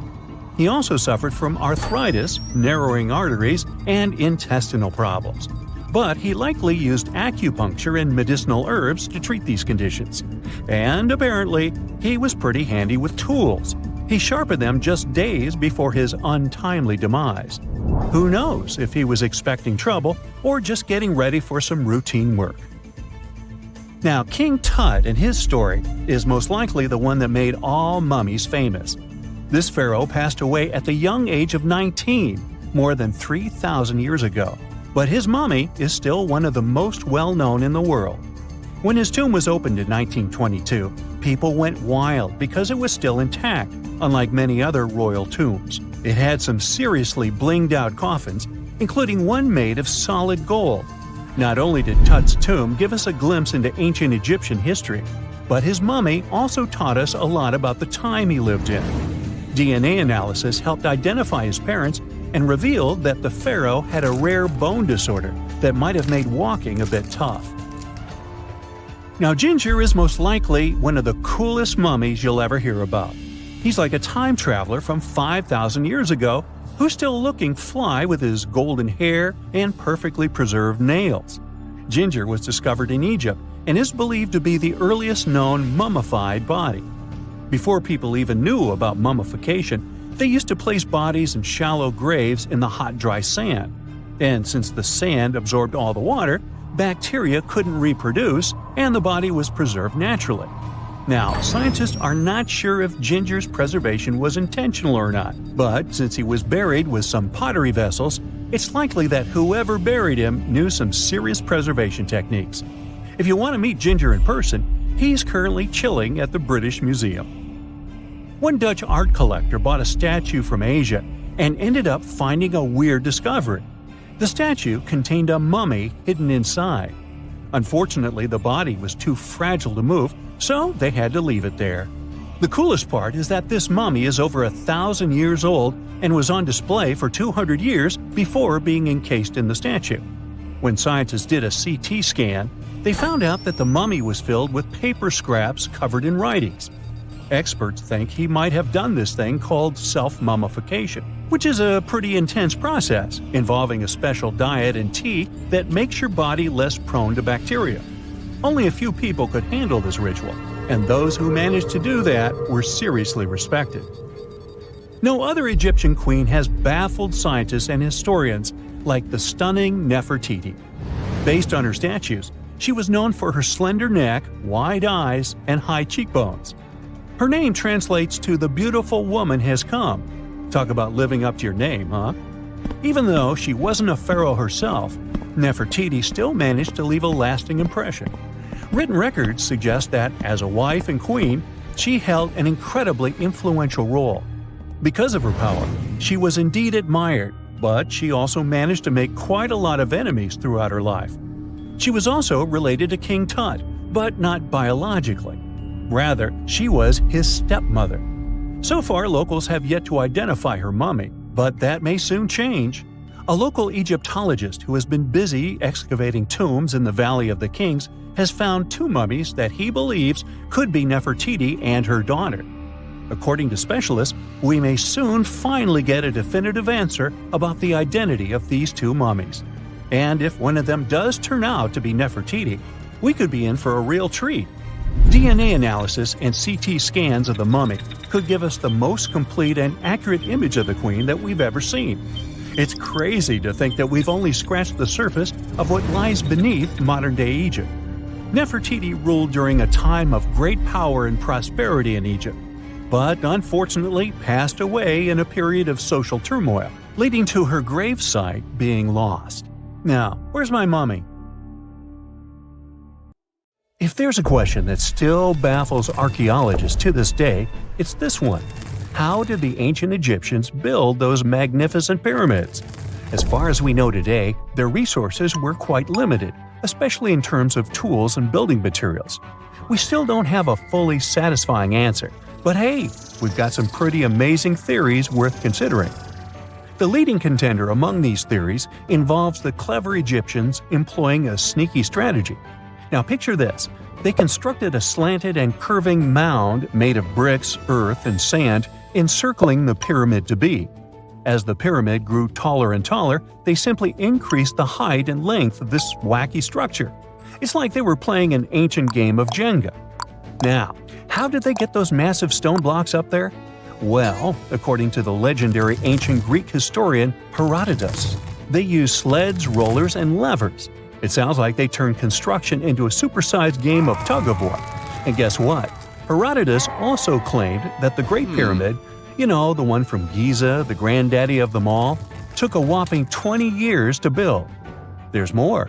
Herodotus also dropped a mind-boggling number on us. 100,000 men were supposedly involved in this pyramid extravaganza. Did they hire the entire Egyptian population? Well, it might not be as far-fetched as it sounds. These men were probably mostly farmers, so they probably focused on the pyramids when there wasn't much work to be done in the fields. Like during the flood season of the Nile River. Obviously, specialists in the archaeological community had something to add to this theory. By the late 20th century, they discovered some evidence that suggests the workforce might have been smaller and more permanent than previously thought. Instead of a massive army of 100,000 pyramid builders, they proposed that a modest crew of around 20,000 workers, accompanied by support personnel like bakers, physicians, and even spiritual leaders, could have gotten the job done. There was also this theory that claimed that the pyramids were actually built from the top downward. It suggested that these colossal structures were nothing more than isolated hills used as quarries. The stones were supposedly drawn from these hills, and over time, competing engineers took charge and transformed them into the iconic pyramids we know today. Now, before you dismiss this theory as a wild fantasy, some folks thought it wasn't completely crazy.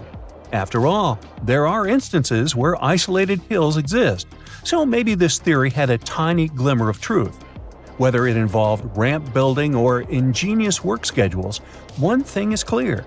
Those pyramids have definitely left their mark on history and on our imaginations. Now, speaking of ancient Egyptian mysteries, there's this gigantic unfinished obelisk sitting in ancient Egypt, and scientists are trying to figure out how it was shaped.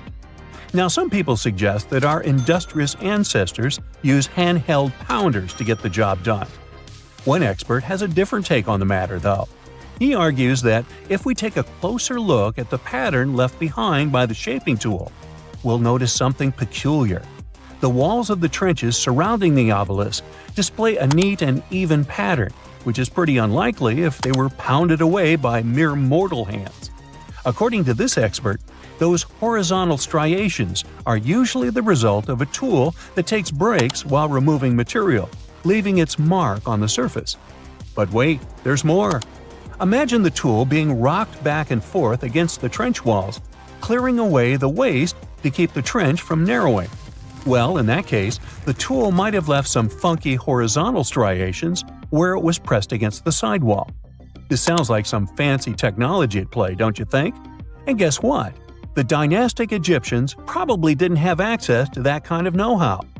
Another famous Egyptologist from way back also uncovered a bunch of core drills during his adventures. Although the actual drill bits are missing, his collection houses these particular core remnants made of limestone, alabaster, and even granite. These constructions aren't the only amazing thing the ancient Egyptians left behind, though. As it turns out, the Egyptians were the genius minds behind the creation of the handheld mirror. Yeah, that little mirror you use every day to check yourself out. But here's the twist. These mirrors are like pieces of art. They were decorated with inscriptions and figures. But that's not all. The Egyptians had a serious concern with their appearance. They knew the importance of personal hygiene and looking fabulous. So, in their quest for pearly whites, they invented toothbrushes and toothpaste. Dental problems were pretty common back then, and their smiles weren't exactly all white. Dentistry wasn't their strongest suit, you see.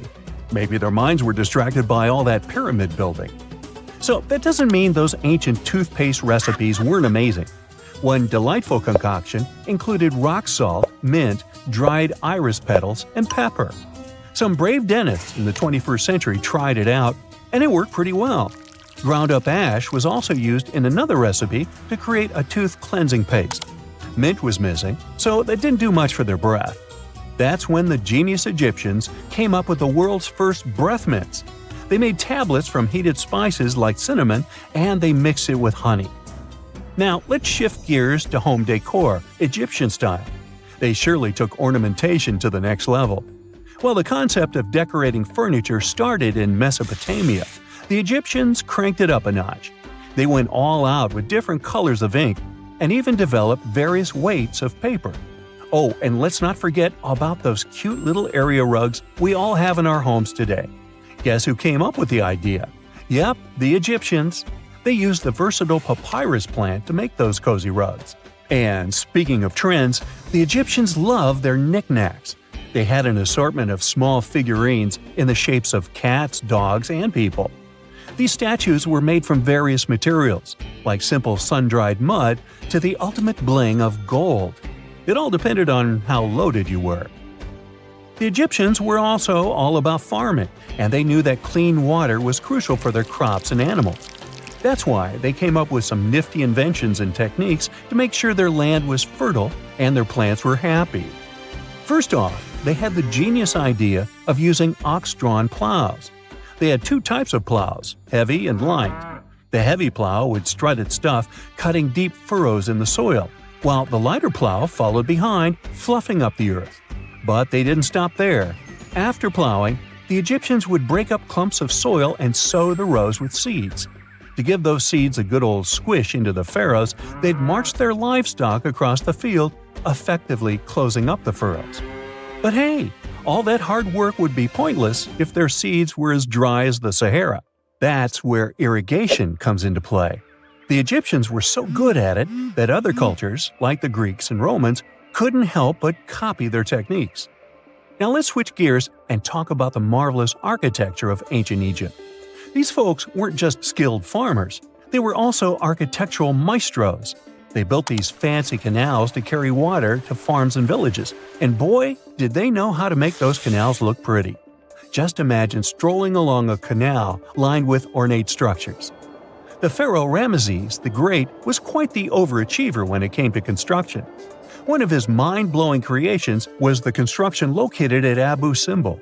This building was designed so that twice a year, the sun would shine directly into it and illuminate the statues of Ramesses. And let's not forget about the corbelled arch.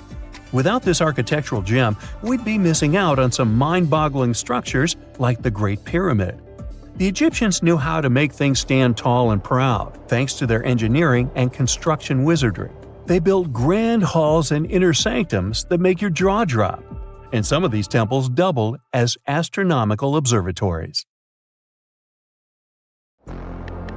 There are many myths around arguably the greatest structure ever built by humans, the Great Wall of China. Some say it's so grand that it's visible from space. Others claim that you can see it from as far as the moon. Other theories suggest that the builders of the wall were left inside. Well, sorry to disappoint you, but all these impressive stories are just myths. But even with those stories busted, the Great Wall of China is an impressive and truly breathtaking structure. So let me tell you its true story. Today, China is one of the most populated countries in the world, counting as many as 1.4 billion residents. It's also one of the oldest nations in the world. It has 3,500 years of continuous written history, but the civilization existed long before that. There is a theory that while the European continent, for example, was most likely reached by humans from Africa, China wasn't populated by settlers that came from somewhere else. Some people believe that the Chinese civilization got formed from local Stone Age people who lived on the territory since the Prehistoric period. So now, the Great Wall of China. It's truly big even by today's standard, stretching for over 13,000 miles. To imagine it better, it's almost 5 times the distance between New York and Los Angeles, or even a bit greater than the distance between the North and South Poles. Even in modern times, people have never built anything close to this big. Of course, it didn't take a day to build the Great Wall of China. 2? Keep going. In fact, the wall was being built for centuries. Maybe you know that ancient cities had walls around them to protect themselves from invaders. Yes, Chinese cities had them too. The first Chinese emperor united the country in 220 BCE and got a brilliant but very ambitious idea to turn all city walls into one big wall that would defend the country's border against attacks from the north. A trusted general directed the construction, enrolling a big group of workers, soldiers, commoners, and convicts. Back then, the wall was built of rammed earth and wood. In some places that were strategically important, the sections of the wall overlapped to provide maximum security. The walls were around 26 feet high on average. But the Great Wall didn't yet look like the construction we know today. Every next emperor would pick up the big wall project, strengthening and extending it, repairing, but also modernizing construction techniques. Some used bricks to build it, others moved on to granite and marble blocks. Watchtowers and platforms weren't there from the beginning as well. They were added by Ming emperors. The watchtowers made it possible to communicate with other parts of the wall through smoke and fire messages.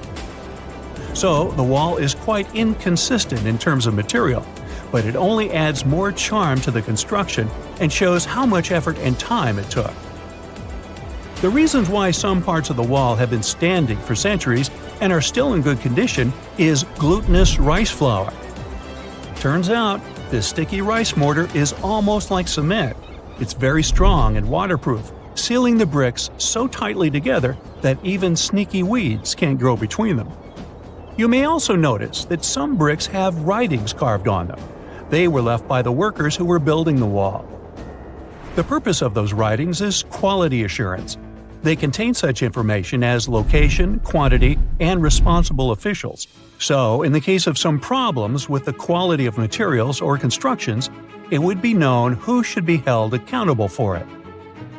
Recently, a research group has looked through official historical documents of the Ming Dynasty that ruled China from the 14th to the 17th centuries. They came across records of secret doors in the Great Wall, so they decided to find them. They used a flying robot to capture continuous centimeter resolution photos of the wall. They photographed 90% of the wall that was built during the Ming Dynasty and discovered the remains of over 220 secret doors along the wall. Some of them have a specific width and height that allows only one person to go through. Others are large enough to allow 2 horses to pass at the same time. Why are the doors there? Well, the Great Wall's main goal was to protect the country from the enemy. Building doors that could let the enemy in would undermine the whole point of having a wall. So, of course, the doors were secret passages. They perfectly matched the surroundings topographically, and the exit on the outside was camouflaged with bricks so that it was almost completely indistinguishable from the brick wall. The wall was never just a defensive wall, and it was never completely closed. It could be opened on demand. It was also a structure used for trade and commerce. communication between inside and outside the wall, and of course, for defense and spying. Some doors were used for trade with the other side. Through smaller doors, a person would sneak out to spy on the enemy that lived on the other side. The hidden gates were also useful for a sudden attack. As you remember, some gates were camouflaged with brick on the outside. The exit was so indistinguishable that the enemy had no idea exactly where it was located. The inside entrance for Chinese soldiers was hollow, so they could walk through the wall and break the camouflaged exit gate from the inside, starting their surprise attack. Now, even though the main point was to prevent outsiders from getting into the city, the wall wasn't too effective on that matter. It could still be climbed over or marched around. So the wall was being watched at all times, and the guards gave signals to the troops if they saw the enemy approach. Also, the wall provided more time to mobilize and bulk up the country's forces or lure the enemy troops into a difficult strategic position. The construction stopped at the end of the 19th century. The wall lost its strategic and military importance due to technological advances.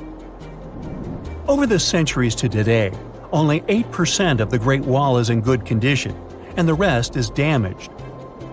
Also, around 1/3 of the wall has disappeared without a trace, due to both natural erosion and human damage. I guess you could say it's now just a pretty good wall.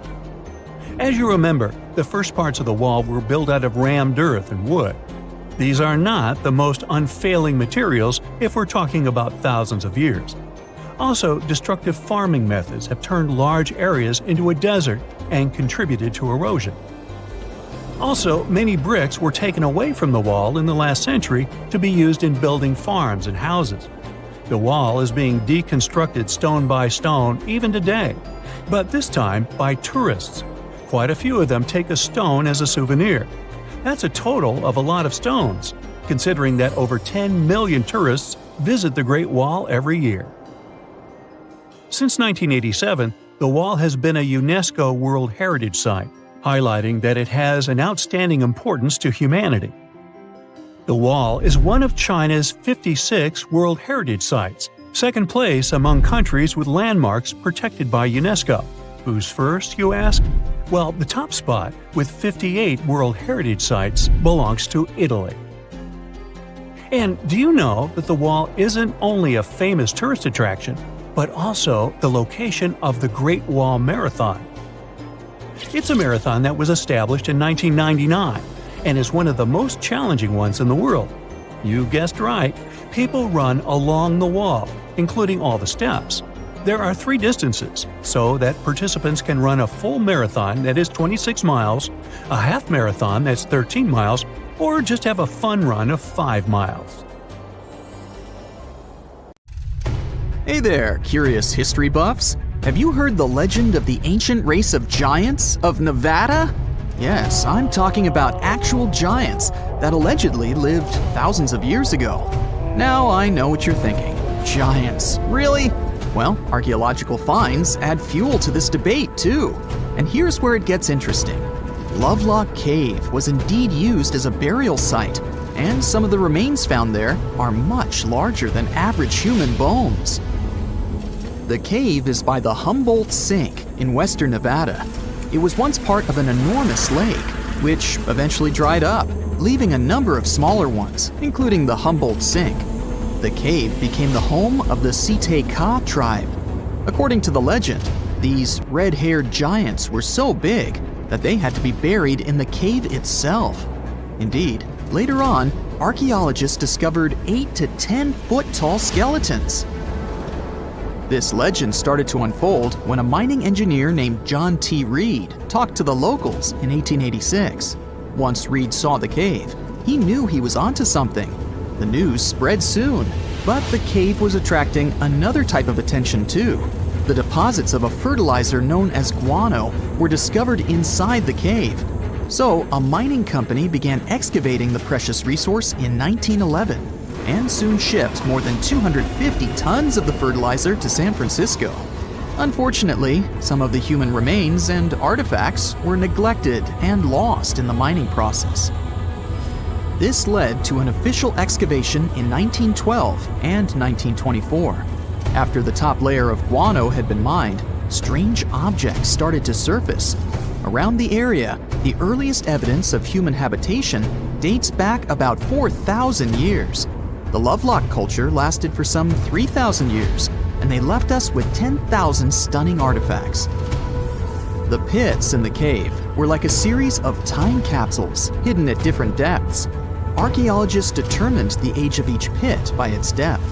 It turns out that many different groups used the cave for storage over a really long time, and the things they stored there give us a really cool glimpse into their cultures. It's like a giant ancient storage unit full of hidden treasures. What have the researchers found besides the giant bones, you might ask? Some other bodies were mummified using a method similar to the one applied by ancient Egyptians. These remains also had something in common with the bodies discovered as far south as Lake Titicaca. Both mummies had some red hair. Yet, there are scientists who believe this reddish hue is the result of the interaction with the environment in which the bodies stayed. So, while the story of the red-haired giants may be a wild and intriguing tale, not everyone is convinced. Some experts believe that the bones found in Lovelock Cave are simply the remains of prehistoric animals, like mammoths or sloths. But others insist that there's something more to the story. Other relics, such as finely crafted baskets and exquisite duck decoys made from tule fibers, were also found there. In any case, this cave is worth the attention it gets. By the way, you can still visit this cave today and see the pits of different depths with your own eyes. But let me tell you one thing. It's in a hot, dry, and isolated place. Archaeologists have made another discovery that seems to be straight out of a legend. They think they found the palace of the one and only Odysseus, who was the legendary Greek king of Ithaca and the hero of Homer's epic poem. Move over, Indiana Jones. We've got some real-life adventure happening here from around 1300 BCE. Apparently, this is the only palace mentioned in Homer's epic poems that hasn't been found. The excavations have been made on the Ionian Islands, and the view from the ruins found on the island of Ithaca are exactly as described in the Odyssey, says the professor who led the excavation team. Known to the ancient Romans as Ulysses, the Greek hero took 10 years to return home to Ithaca after the fall of Troy. For many years, Homer's other epic, called the Iliad, which tells the story of the protracted siege of Troy by the Greeks, was regarded as a myth too. But then, in the 1870s, Troy was rediscovered in modern-day Turkey's Çanakkale city. So, if they found Troy, who's to say they couldn't find Odysseus' home? The researchers were following Homer's words as a roadmap. The excavation site has a building complex with 2 levels. It has important finds, such as storerooms and workshops, a complicated drainage system, and fragments of pottery. It also has a well from the 8th century BCE, which is around the time when Odysseus is believed to have been the king. Yet, not everyone is convinced that the team has actually discovered the home of Odysseus.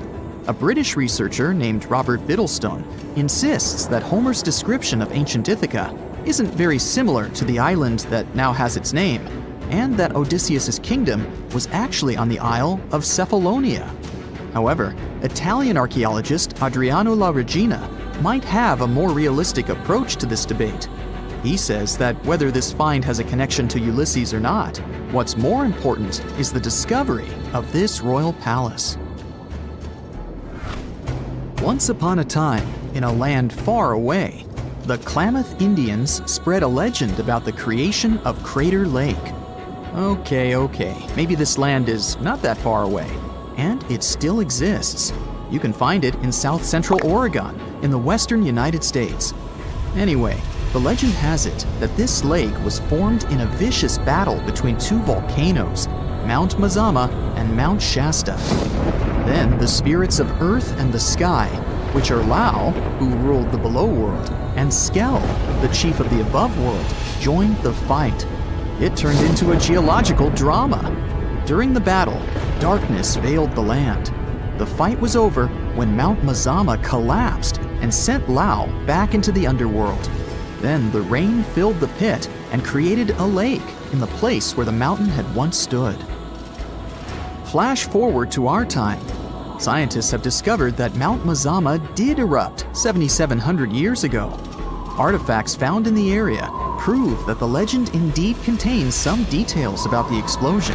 The tale says that red-hot rocks were flying through the sky.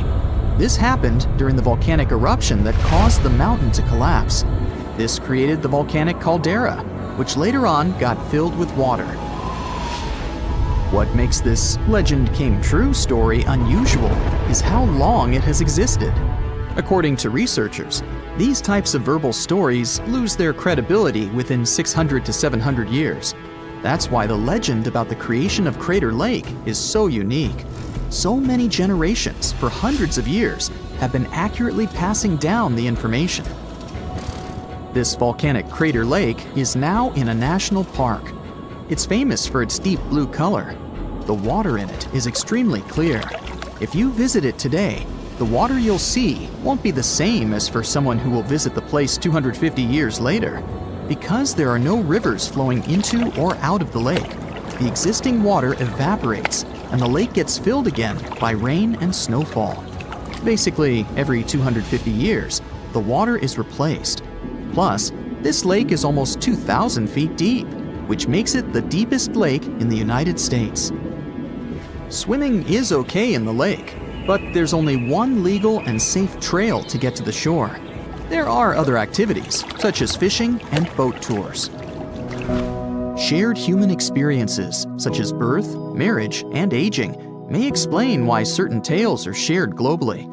Similar struggles and obstacles faced by humans around the world generate similar themes in traditional stories about love, parenting, and mortality. So, do you have legends or tales you've heard of from your grandparents? Who knows? Maybe your ancestors